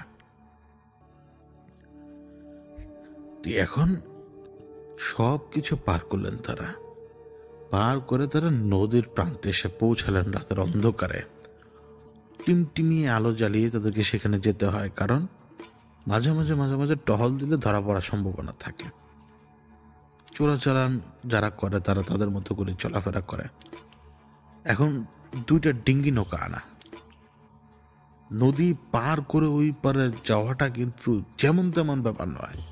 মানে এটা এইখান থেকে ওইখানে নয়, কিন্তু বিশাল বড় নদী, নাফ নদী, বিশাল বড় এবং অনেক চওড়া নদী, এবং প্রায় অনেকখানি গভীরও। ডুবে গেলে কোন না কোন প্রাণী টান দিয়ে নিয়ে যায়, তার তো কোনো ঠিক ঠিকানা নেই। অবশ্য কুমির নাও থাকতে পারে, কিন্তু সমুদ্রের সাথে তো সংযোগ রক্ষা করে এই নদী, তো সমুদ্রের জীব তো এই পানিতে থাকবেই। ডিঙ্গি নৌকার এক গ্রুপ নৌকা উঠে গেল, মানে এক গ্রুপ ওই এক ডিঙ্গি নৌকায় উঠে গেছে। এখন যে গ্রুপ, মানে বাবুলের সাথে যে গ্রুপটা, তারা যে অপর ডিঙ্গি নৌকায় উঠবে, সবাই ডিঙ্গি নৌকায় উঠছে, সব ঠিক। যেই মুহূর্তে বাবুল ডিঙ্গি নৌকায় উঠলো, মানে ওই অংশটা রীতিমতো মানে পানির ভিতরে ডুবে যাওয়ার মতো অবস্থায় পৌঁছে গিয়েছিল। বাবুলও সাথে সাথে রিয়াকশনে উপরে উঠে চলে আসছেন লাফ দিয়ে। অবশ্য তিনি পায়ে আঘাত পেয়েছিলেন। পরবর্তীতে যখন আবারও তিনি নৌকাতে নামার চেষ্টা করেন, নৌকাতে তিনি পা দিতে দিতে নৌকা যেন পানিতে তলিয়ে যাওয়ার মতো অবস্থায় পৌঁছে গেছে। মানে তিনি পা সরিয়ে ফেললে হচ্ছে কি নৌকা একদম স্বাভাবিক। এই নৌকা আরো কয়েকজন মানুষ নিতে পারবে অতি স্বাভাবিকভাবে, ডুববে না কখনোই। কিন্তু তারপরও মানে তিনি পা দিলেই এমন একটা ঘটনা ঘটছে। এখন তার ওই ডিঙ্গি নৌকায় থাকা তার নিজের লোকেরা তাকে বলছিল যে মূর্তিটা তাদের কাছে দিতে, তারপরে সে উঠুক। তো একটু তো হেজিটেট তিনি ফিল করলেন, কিন্তু তারপরে তিনি মূর্তিটা দিলেন, এবং যার হাতে মূর্তিটা দিলেন তিনি খুবই স্বাভাবিকভাবেই মূর্তিটা ধরলেন এবং নৌকার মাঝখানে রাখলেন। এবার যখন লাফ দিয়ে বাবুর উঠলেন নৌকাতে, নৌকা কাত হয়নি, কোনো কিছু হয় না, যেন নৌকা স্টিল, একেবারে স্টিল, কোনো মুভমেন্টই নেই নৌকার ভেতরে। এখন তারা সবাই বসে পড়ল, নৌকা চলছে। নৌকা চলছে এবং মাঝে কিন্তু একটা কথা তাদেরকে বাবা বলছিল যে নৌকা যখন চলে, সে তো বাইছে, তার কেন জানি মনে হচ্ছে যে মানে নৌকা অনেক ভার, নৌকা অনেক ভার। কিন্তু তখনও কিন্তু নৌকা ডোবার মতো অবস্থায় আসা নেই। নদী কিন্তু সেই সময় কিন্তু ধীরে ধীরে ধীরে ধীরে খরচ মানে মানে স্পিডি হয়ে উঠছে, মানে স্রোত বেড়ে যাচ্ছে, তখন জোয়ার। তো এমন একটা অবস্থা যে কোনো সময় নৌকা এবার পানিতে তুলে যেতে পারে।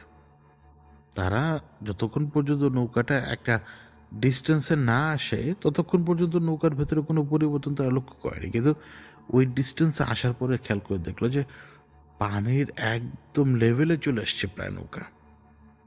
কাচ্চি ধলেই গেছে, কাচ্চি ধলেই শেষ। ওই এমন অবস্থাতে এই বাবুল, এই বদমাইশ লোক কি জানি মনে করলো, এবং সে সাথে সাথে ওই মূর্তিকে উদ্দেশ্য করে ওইখানে সবার সামনে গলিতে মাথা ঠেকালো। মানে সে মূর্তির সামনে মাথা নোয়ালো, এবং সে মূর্তির সামনে মাথা নুয়ে ওই রাখাইনদের যে ভাষা, ওই ভাষায় কি জানি নিজের মতো বলে ফেললো। বলে ফেলা মাত্রই নৌকার উপরের ভার যেটা ছিল সেটা সম্পূর্ণ গায়েব, এবং সেইখানে যারা এই যে সামন্ত রয়েছে না, দল সামন্ত, এরা নিজেদের চোখে দেখতে পেল এই মূর্তিটার উপর থেকে একটা আভা জাস্ট ছড়িয়ে গেল। আভা মানে কোনো একটা শক্তি বা কোনো কিছু যেটা চারপাশে ছড়িয়ে গেল মূর্তিটা থেকে। 2-1 তো আতঙ্কিত হলো, আর বাকিরা বুঝে ওঠার চেষ্টা করছে তখনও। এদিকে বাবুল যে মাথা ঠেকিয়েছে মূর্তিকে, সে মাথা ঠেকালো এই কারণেই, ওই যে সে দেখতে পাচ্ছিল কিছু কিছু ইভেন্ট ঘটার ঠিক আগ মুহূর্তে এই যে নৌকা যে পানির লেভেলে চলে এসছে, এটা সে দেখতে পেয়েছিল নৌকাতে ওঠার আগেই যে এমন হতে পারে। এবং সেই সময় সে নাকি সে এটাও দেখেছিল যে যখন নৌকা একদম পানির লেভেলে চলে আসবে ওই সময় সে নাকি ওই মূর্তির সামনে মাথা নোয়াবে। তো সে তখন ওই কাজটাই করে ফেলে যা তাকে দেখানো হয়েছিল। এবং ওই কাজ করার পরপরই নৌকার উপরে যত ভার ছিল সমস্ত ভার গায়েব। এবং ওই যে বললাম লোকজন যেটা দেখলো সেটা। এখন নৌকা চলছে, অনেকক্ষণ যাত্রা করার পরে এমন একটা দ্বীপে এসে পৌঁছলো যে দ্বীপটায় এখনো মনে হয় বাংলাদেশের ভাগ রয়েছে। ওই দ্বীপের পাশ ঘেঁষে তারা তাদের যে নির্দিষ্ট ঠিকানা সেই ঠিকানায় যাওয়ার জন্য খুব বেশি চাপ দিচ্ছিল, কারণ একে তো দেরি হচ্ছিল, স্রোত রয়েছে নদীতে, কিছু ঘটনা ঘটেছে। প্রথম ডিঙ্গি নৌকা তো সে পৌঁছে গেছে সেই কখন অন্য রাস্তা ধরে, কিন্তু দ্বিতীয় ডিঙ্গি নৌকা ভুল রাস্তায় ঢুকেছিল প্রথমে, তারপরে বিভিন্ন ঝামেলা এই সমস্ত কিছু এড়িয়ে যখন তারা নাফ নদী পার হয়ে একটা জঙ্গলের মতো জায়গায় এসে পৌঁছালো, তখন তারা বুঝতে পারলো যে এটা হচ্ছে, মানে বাবুল বুঝতে পারলেন যে এটা হচ্ছে বিদেশি এক এলাকা এই মুহূর্তে তার জন্য, মানে বার্মার বর্ডার। ভেতরে মানে কয়েক কিলোমিটার ভেতরে রয়েছে কিন্তু এটা মনেস্ট্রি বা কোনো কিছু। এখন মূল টার্গেট হচ্ছে ওইটা, ওইখানে যাবে, ওইখানকার লোক এই মূর্তি পরীক্ষা করবে এবং তারপরে বেচা কেনার যে ব্যাপার সেটা, মানে পুরো ব্যাপারটা আসলে গোপনে হচ্ছে না, আবার গোপনেও মানে চোরাচালান যেটা হচ্ছে এখানে তা হচ্ছে মানে ওই মনেস্ট্রির লোক সেটা নিবে, মানে তাদের সাথে কথাবার্তা যা হবে সামনাসামনি হবে, মানে এখানে অন্য কোনো পক্ষ নেই। মানে চোরাচালানিও হচ্ছে অনেকটা ব্যবসায়িক চুক্তির মতো। তো এখন তাদেরকে কিন্তু একটু সময় মানে এক রাত এখানে কাটাতে হবে। এখন দিন প্রায় হয়ে আসার সময়, কারণ বাবুল নিজের চোখে দেখতে পান যে আকাশটা কেমন জানি, কারণ মানে এটা তো এমন একটা এলাকা যে বেশি দূরে সমুদ্র, বেশি দূরে না, অনেক কাছে সমুদ্র। তো এইখানকার সূর্যোদয়টা সে নিজের চোখে দেখতে পায়, কিন্তু সে তখন পর্যন্ত জানতো না যে বিশাল ঘটনা বাকি। ওই দিন গেল। ওই দিন কিভাবে গেল, কারণ এই বর্ডারে ওই জঙ্গলের ভেতরে থাকার মতো ছাউনি বানানো আছে। এই ছাউনিগুলো কে বানিয়েছে জানেন? ওই ওই এলাকার ওই সময়কার বর্ডার যারা পাহারা দেয়, যে সমস্ত গার্ড রয়েছে, তারা নিজেরাও কিন্তু এই চোরাচালানিকে মানে বাহবা দিত, কারণ তারা মাসে হরা নিত। কারণ ওই দিক থেকে কোনো অ্যাকশন কিন্তু আপনি দেখবেন না, আপনি যদি খোঁজ খবর না আপনি দেখবেন যে ওদিক থেকে তেমন একটা অ্যাকশন আসতো না চোরাচালানোর উপরে। তারা এটাকে বাহবা দিত বা দেখে না দেখার ভান করতো। ভেতরে থাকার মতো জায়গা ছিল লোকজনের, এমনকি একটা ওয়াচ টাওয়ারের মতো টাওয়ার বানানো, মানে ওয়াচ টাওয়ারও না কিন্তু উঁচুতে একটা টাওয়ার বানানো। তো ওই দিন তাদের ওইখানে থাকার ব্যবস্থা হলো, এবং কোনো এক কারণে তারা জানতো না যে বৃষ্টি আসবে। তারা কিন্তু সফর করেছে সব রাতে রাতে, তাই না? ম্যাক্সিমাম সফর তাদের রাতে, এই জন্য দিনের খেয়াল তাদের একদম প্রায় ছিল না বললেই চলে। এই এলাকায় আসতে না আসতেই বৃষ্টির খপ্পরে তারা পড়ে যায়। এটা হচ্ছে কোনো না কোনো সিজনাল ইস্যু, বৃষ্টির খপ্পরে তারা পড়ে যায়। তো ওই দিন তারা আর মুভ করতে পারেনি, ওই দিন রাতের বেলা তাদেরকে থাকতে হবে জঙ্গলে।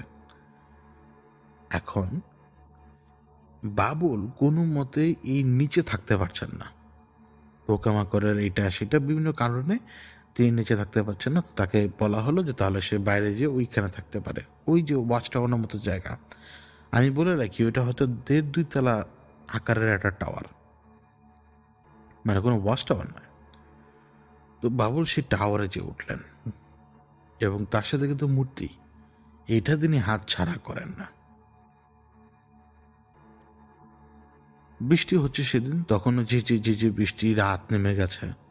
ওনাদের আজকে ডিল হয়ে যাবার কথা ছিল, কিন্তু ওই মনেস্ট্রিতে যারা কিনবে এটা তারা তখন আসেননি।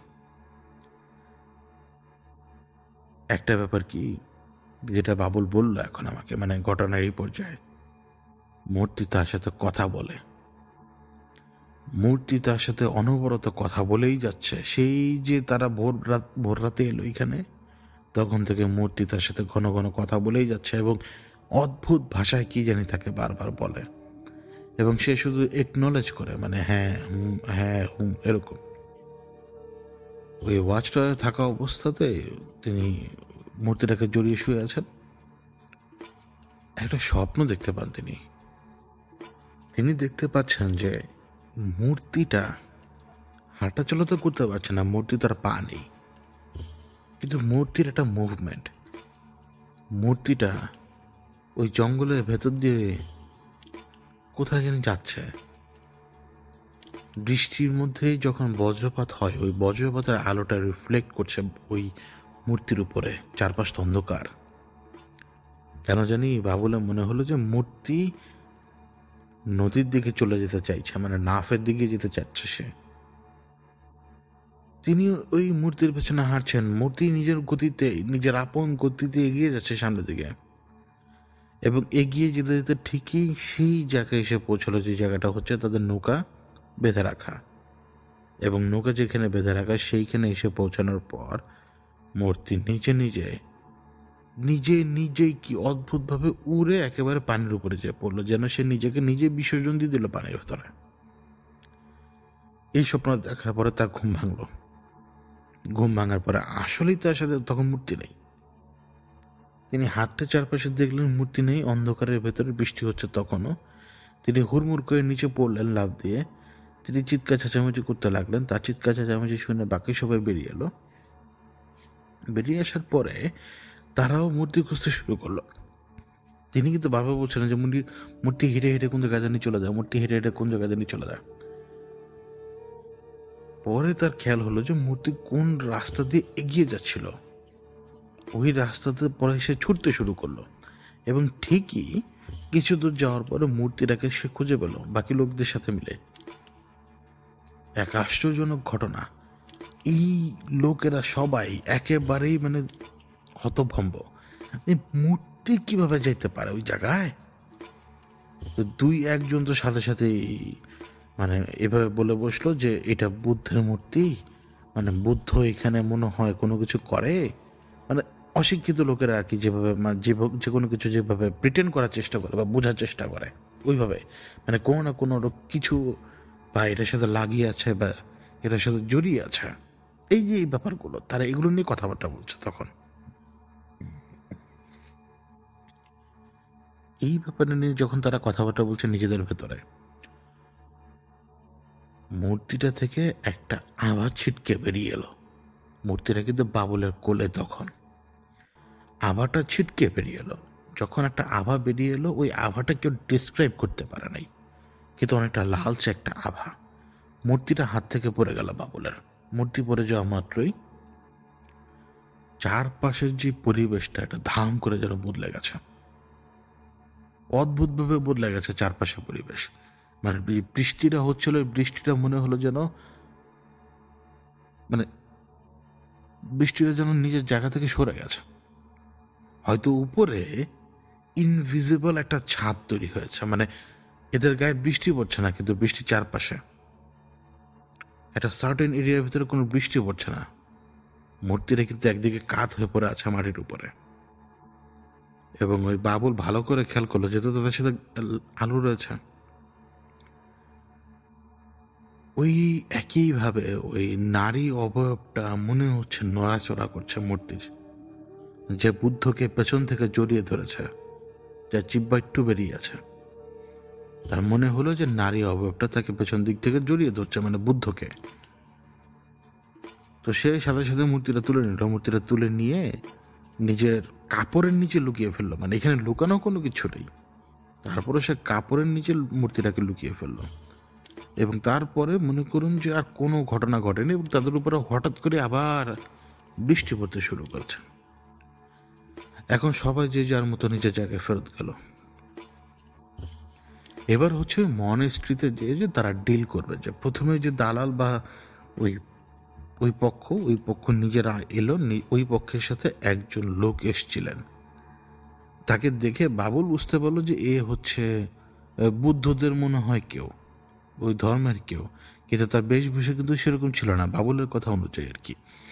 তার মনে হচ্ছে বুদ্ধ ধর্মের কেউ, কিন্তু ওই বেশভূষা ওই মানে মডার্ন টাইপের, মানে মানে ওইরকম না আর কি, অতি সাধারণ বেশভূষা। এবং তিনি এসে কি জানি দেখলেন, কি জানি পরখ করলেন, সব কিছু দেখলেন, দেখার পরে কথাবার্তা বললেন, বলার পরে তিনি বললেন তার ওই দালালের সাথে, এবং দালাল তাকে বলল, মানে বাবুল সহ বাকি সবাইকে বলল যে এই মূর্তি নিয়ে তাদের ওই মনেস্ট্রিতে যেতে হবে, এবং ওইখানে তাদের যে সিনিয়র রয়েছে তিনি দেখবেন, তিনি দেখার পরে সেটা, এরপরে তিনি যদি এটাকে ওকে করেন সমস্ত টাকা পয়সা ফেরত দিয়ে, মানে টাকা পয়সা যত ব্যাপার স্যাপার আছে সমস্ত ডিল করে ফেলা হবে। ঠিক আছে, ভালো কথা। তারা গেল এবং তাদেরকে সেখানে রাতে থাকার আপ্যায়ন করা হলো। রাতে থাকার আপ্যায়ন কিরকম, ওই যে যিনি হেড, যিনি মূর্তিরা চেক করবেন তিনি তখন ছিলেন না। এখন রাতে তাদের মেহমানদারি করাটা ব্যাপার রয়েছে, এবং কিন্তু ওই মনেস্ট্রি হোক বা ওই ওই ওই জায়গার আশপাশে তো তাদেরকে থাকতে দেওয়া যাবে না, পার্শ্ববর্তী একটা জায়গায় তাদেরকে থাকার জায়গা দেওয়া হলো। এবং সেইখানে তাদের টেক কেয়ার করছিল মঙ্ক, মানে তাদের হিসেবে বুদ্ধের লোক। তো তাদেরকে বিভিন্ন রকমের খাওয়া দাওয়া দেওয়া হলো, যে খাওয়া দাওয়ার সাথে তারা ইউজ টু না। পেটে ক্ষুধা রয়েছে কিন্তু খাবারের সাথে তারা ইউজ টু না, কোনো মতেই না। তো পেটের ওই ক্ষুধা নিয়েই কোনো রকম তখন দিন কাটাচ্ছিল বাবুর। সময় কাটাতে হবে তো, রাতের বেলা, বিশাল বড় রাত। এখন সে ওই মূর্তি নিজের হাতছাড়া করে নাই, আর মূর্তি তার সাথে যেন বারবার কথাই বলে, বারবার যেন মূর্তি তার সাথে কথাই বলে, এরকম একটা অবস্থা। তো মূর্তি তাকে বলছিল যে রাতের বেলা সাবধান থাকতে। মূর্তি তাকে এটাও বলছিল যে রাতের বেলা যদি সাবধান না থাকো তোমাকে হয়তো ওরা মেরে ফেলবে, আর তোমাকে যদি নাও মারে আমাকে তোমার কাছ থেকে কেড়ে নিয়ে যাবে। তুমি রাতে সাবধান থেকো, আর যদি পারো এখান থেকে পালাও। মূর্তি নাকি এইভাবে কথা বলছিল তার সাথে। এখন পালানোর মতো কোনো রাস্তা তাড়াতে নেই। কেন নেই? কারণ সে জায়গাপত্র কোনো কিছু চিরাটা জানে না। রাতের বেলা মঙ্ক বা ওই তারা আর কি, তারা বিভিন্ন রকমের খাবার পেশ করলো, খাবার খেতে পারলো না স্বাভাবিকভাবেই। চোখে আবছা ঘুম চলে আসছে। তাদের যে হেড, তার আরো দেরি হবে আসতে, সে হয়তো মধ্যরাতে এসে পৌঁছাবে, এরকম একটা কন্ডিশন ছিল যে সে ব্যক্তি মধ্যরাতে এসে পৌঁছাবে। স্বপ্ন দেখলো, কিন্তু এটা স্বপ্ন না এটা বাস্তব, এটার হিসাব বাবুল করতে পারলেন না। তিনি দেখতে পাচ্ছেন যে তিনি যে জায়গায় বসা তার সামনে তার দিকে পিঠ দিয়ে বসা 5 জন লোক, 5 জন বুদ্ধের লোক, মানে মঙ্ক, যাদের কোনো মাথা নাই, এবং তারা দুলছে, তারা কোনো মন্ত্র পড়ছে এবং সেই মন্ত্রের তালে তালে তারা দুলছে। আশপাশে মোমের মতো শিখা জ্বলছে, কিন্তু কোনো মোম নাই, শিখা জ্বলছে শুধুমাত্র, মোম দেখা যায় না। এই 5 জন কিন্তু পিঠ দিয়ে বসে আছে, এবং এই 5 জন যেদিকে পিঠ দিয়ে বসে আছে, মানে এখন বাবুল দেখতে পাচ্ছে যে সেই জায়গাটাতে ওই মূর্তি রাখা, মানে মূর্তির দিকে পিঠ দিয়ে তারা বসে আছে এবং ওই অবস্থাতে তারা মন্ত্র পড়ছে। মূর্তিটা কেমন জানি সজীব লাগছে, তা কিন্তু নড়াচড়া করছে এমন নয়, মূর্তি সজীব, কেমন যেন জীবন্ত, মানে সবকিছু খেলাধুলা করছে রীতিমতো। এটা জীবন্ত একটা মূর্তি। ওই 5 জন যাদের কোনো মাথা নাই তারা কিভাবে জানি অদ্ভুতভাবে ওই মন্ত্র পড়তে পড়তে উঠে দাঁড়ালো, এবং তারা 5 জনই উল্টো অবস্থাতে, মানে তাদের তো মাথা নাই, তারা উল্টো অবস্থায় প্রণাম করলো সেই সেই মূর্তিকে। তারপরে বাবুল এটা দেখলেন, ওই 5 জন ব্যক্তি, স্বপ্নে তো দেখলেন যে তাদের মাথা নেই, কোনো কিছু নেই, কিন্তু এবার ওই 5 জন ব্যক্তি তারা যে জায়গা থাকে সে জায়গায় এগিয়ে আসছে, এবং সেইখানে এগিয়ে এসে তাদের ভেতর থেকে একজনকে ধরলো এবং তাকে নিয়ে কোথাও জানি চলে যাচ্ছে। এবং তাকে নিয়ে যখন কোথাও চলে যাচ্ছে সে হাসি ঠাট্টা করতে করতে বলছিল যে আমাকে নিয়ে কোথায় যাচ্ছ। ঠিক তেমনি তারাও যারা তার সাথে শুয়ে রয়েছে, বাবুল দেখছে যে সেই ব্যক্তিরা হাসতে হাসতে তাকে বলছে যে হ্যাঁ ওকে নিয়ে যাও, বলি দিয়ে দাও, এরকম কথাবার্তা বলছে তারা। এখন বাবুল এটা দেখলেন যে এই 5জন ব্যক্তি এখন তো একদম স্বাভাবিক দেখা যাচ্ছে। এই 5জন ব্যক্তি এই দালাল হোক বা এই সামন্ত হোক, যে তাদের ভেতর থেকে যাকে ধরে নিয়ে গেছে, মানে জোর করে নিয়ে যাচ্ছে, তাকে আবার ফেরত নিয়ে আসছে এবং সে একদম সুস্থ সবল, কিন্তু তার হাতে একটা দাগ দেওয়া, গোল একটা দাগ, অদ্ভুত কালো রঙের একটা দাগ। তো এইটা দেখার পরে তার কিন্তু আবার ঘুম ভাঙে। ঘুম ভাঙলো এমন একটা সময়, যে সময় কোনো অদ্ভুত কারণে সে টের পেল যে তার কাছে যে মূর্তিটা রয়েছে সেই মূর্তি আবার হাঁটতে শুরু করেছে। মানে এই অনুভূতি পেয়েই তার ঘুম ভাঙলো। ঘুম ভাঙার পরে তিনি বুঝতে পারলেন যে তার মূর্তি তার সাথে নেই, এবং আশপাশে যে মঙ্ক বা যাদেরকে সে দেখেছিল মনেস্ট্রির, তারাও কেউ নেই। এদিকে যে লোকেরা তার সাঙ্গপাঙ্গ এবং তার যে দালাল সহ শান্তপান্ত যারা রয়েছে তারা সবাই মূর্তি নিয়ে চলে যাচ্ছে। তারা হাসি ঠাট্টা করছে দূরে, তাদের কথাবার্তা সবকিছু নিজের কানে শুনতে পাচ্ছেন। ওই অবস্থায় পাগল প্রায় হয়ে তিনি ছুটতে শুরু করলেন এই লোকগুলোর পেছনে। বাবুল চিৎকার করতে করতে তাদের পেছনে ছুটে যাচ্ছে, কিন্তু ওই লোকগুলোর ভেতরে কোনো মায়া নেই, কোনো কিছু নেই। ওই লোকগুলো তো এখন মূর্তি নিয়ে এই পারে এই লোককে ফেলে রেখে চলে যাবার হিসাবে তারা সামনের দিকে এগুচ্ছে। এই যে দীর্ঘ সময়, এই যে 2-3 কিলোমিটার পথ, ওই লোকেরা হেঁটে হেঁটে পার হচ্ছে নাকি মানে হাঁটার সাথে দৌড় মেশানো এরকম একটা অবস্থায় তারা এগিয়ে যাচ্ছে, সেটা সে বুঝতে পারছে না। কিন্তু এই জঙ্গলের ভিতরে হোঁচট খেয়ে পড়ে দাঁড়িয়ে আবার হোঁচট খেয়ে পড়ে এইরকম করতে করতে এমন একটা জায়গায় এসে পৌঁছে গেলেন তিনি, যেই জায়গাটা ছিল সেই স্থান যেখানে সে নৌকা থেমেছিল, 2টা ডিঙ্গি নৌকা। এখন তিনি দেখতে পাচ্ছেন দূর থেকে যে একটা ডিঙ্গি নৌকা ছেড়ে দিয়েছে, সেই ডিঙ্গি নৌকার ভেতরে সবাই উঠে বসেছে। সবাইকে তো ওই নৌকায় ধরবে না, কিন্তু তারপরও সবাই সেই নৌকায় উঠে বসেছে। এবং তিনি এই হাঁপাতে হাঁপাতে ছিটকে সেই সামনে আসলেন। ততক্ষণে নদী 10 হাত দূরে, নদীর পার থেকে 10 হাত দূরে চলে গেছে নৌকা। তারা হাসছে তার দিকে তাকিয়ে, এবং বাবুল তিনি কান্না করছেন, তিনি চিৎকার করছেন, কান্না করছেন। তিনি বারবার তাদের কাছে অনুরোধ করছিলেন যে তাকে এই পারে যেতে ফেলে না যায়, আর তার এত বড় ক্ষতি যাতে না করে, ওই মূর্তি তার খুব দরকার, ওই মূর্তি তার সমস্ত কিছু, এই সমস্ত সব কথাবার্তা বলছে। কিন্তু ওই লোকেরা হাসি ঠাট্টা করছিল তাকে নিয়ে। নৌকা ছিল 2টা, একটা ডুবন্ত অবস্থায় রয়েছে, মানে উল্টো অবস্থায়, আর একটা নৌকায় তারা সবাই। ওই দূরে ধীরে ধীরে আরো দূরে চলে যাচ্ছে নৌকাটা। এদিকে বাবুল খালি চিৎকার করছিলেন আমার মূর্তি, আমার মূর্তি বলে বলে। হঠাৎ তিনি খেয়াল করলেন কি, পানির ভেতরে কাদের জানি উপস্থিতি, কাদের জানি আলোড়ন। এরা কি জল পিচাস, নাকি এরা জলপরি, নাকি এরা জলে থাকা কোনো দানব, নাকি এরা জলে থাকা কোনো প্রেত না পেতনি, তা বুঝে উঠতে পারলেন না তিনি। কারণ তিনি দেখতে পাচ্ছেন শুধুমাত্র মাথা, চুলওয়ালা মাথা।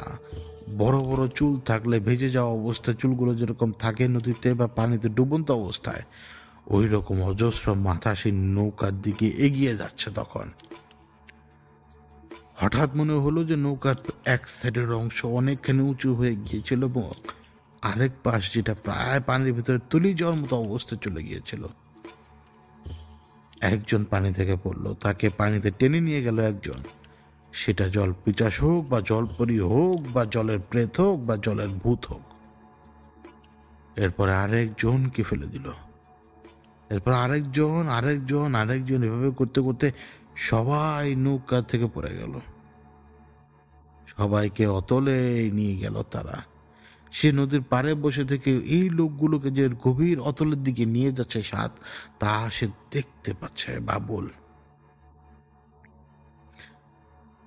নৌকাটার উপরে তখন খালি বসে আছে পুতুল। এতক্ষণ পর্যন্ত মনে হলো যে মূর্তি, কিন্তু এখন মনে হচ্ছে পুতুল। মূর্তি তো আকারে ছোট ছিল, পুতুল মনে হচ্ছে এখন। কিন্তু যত নৌকাটা এবার আস্তে আস্তে কাছে আসতে লাগলো, এবার মনে হতে লাগলো না, পুতুল নয়, এটা মূর্তি। বাবুল যেন পাগল প্রায় হয়ে আছেন মূর্তিটার জন্য। পেছনের দিক থেকে অদ্ভুত ধরনের জানোয়ারদের শব্দ আসছে, জানোয়ারের গর্জন জাতীয় শব্দ, কেমন যেন অদ্ভুত এরকম শব্দ। এদিকে নৌকা যখন এই যে খালি নৌকা তার কাছে প্রায় ভিড়ে এসছে, একদম কাছাকাছি চলে এসছে, ঠিক সেই সময় নদীর অতল থেকে এক এক করে দালাল, তার পক্ষের লোক, অন্য পক্ষের লোক, তিন পক্ষেরই লোক, তাদের লাশ ভেসে উঠল। কেউ উপর হয়ে আছে তো কেউ চিত হয়ে রয়েছে, পানিতে ডুবে যাওয়া লাশ। সদ্য তারা মৃত্যুবরণ করেছে এবং সেই লাশ নৌকার এক পাশ দিয়ে অপর পাশ দিয়ে নদীর পাড় দিয়ে বিভিন্ন জায়গা দিয়ে ভেসে উঠতে শুরু করেছে। এবং বাবুল খুব খুশি, বাবুল মারাত্মক খুশি, কারণ এরা ধোকা দিতে চেয়েছে, এরা নিজেরাই এখন মরে গেছে। আর মূর্তিটা এখন জীবন্ত, কথা বলছে না, কিন্তু বুদ্ধকে যে জড়িয়ে ধরেছে সেই মহিলা অবয়ব, সে নারী অবয়ব, সে জীবন্ত, তার জীব যে লিক লিক করছে সেটা দেখতে পাচ্ছে, সেটা দেখতে পাচ্ছে। ঠিক ওই সময় তাকে কে জানি মারধর করতে শুরু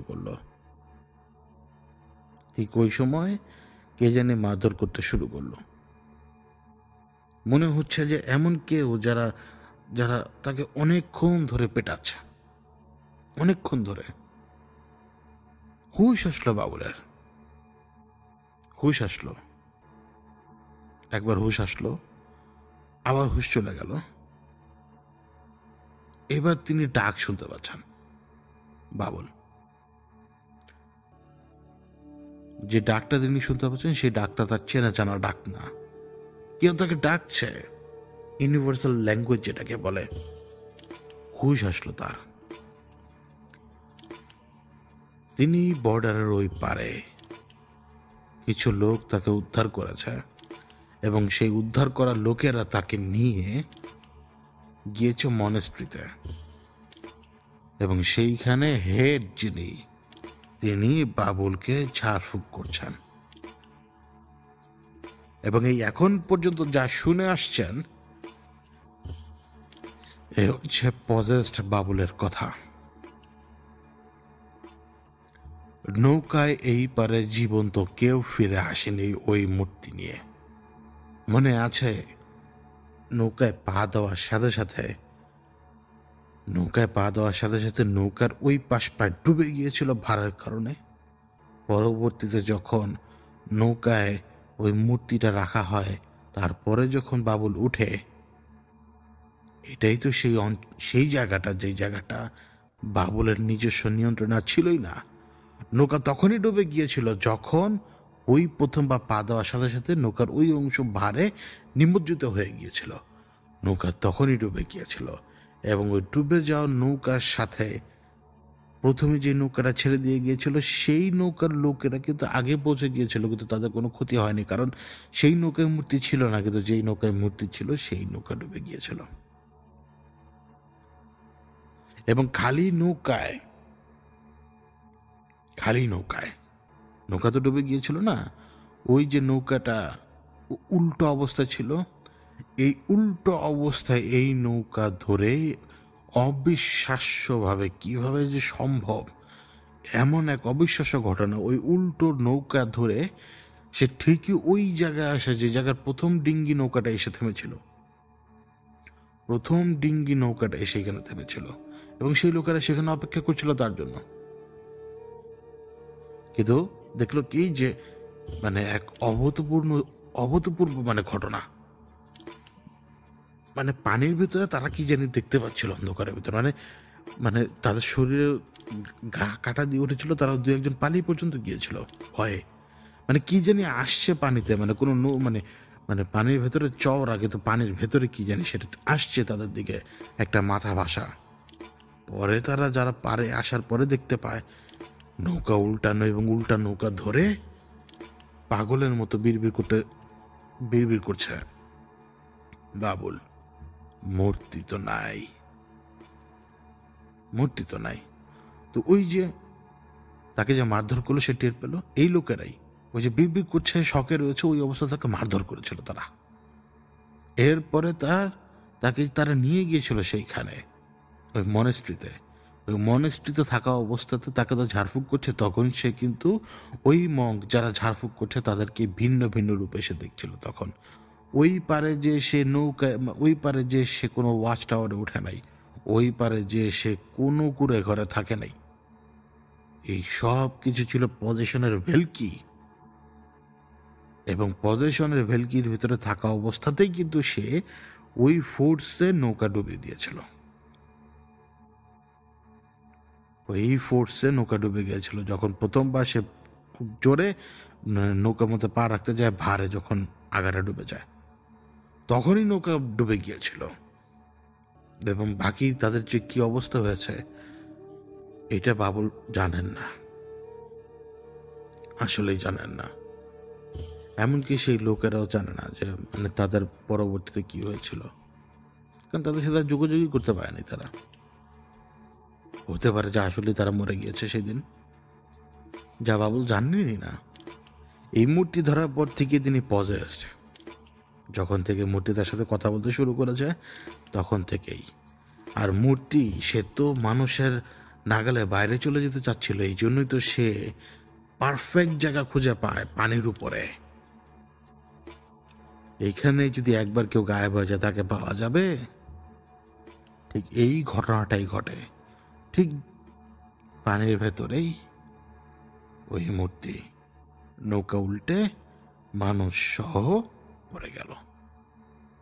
এবং যারা প্রথম ডিঙ্গি নৌকায় চলে গিয়েছিল তারাই একে নিয়ে গিয়েছিল, ওইখান থেকে তাকে ঝাড়ফুঁক করে ঠিক করে আনার পরে এই পারে তারা আসে। কিন্তু তার আগে পুলিশের হাতে মার খায়, মানে পুলিশ বলতে বর্ডার গার্ডের হাতে মার খায়, সবার হাতে মার খায়, যেভাবে মার খাওয়া দরকার একজন চোরাচালানকারী ধরার পরে যেরকম মার খায়, এরকম মার খেয়ে স্যার বলে বলে অনেক কিছু করে করে কয়েক মাস পরে এই পারে মানে বাংলাদেশে তারা ফিরে আসে।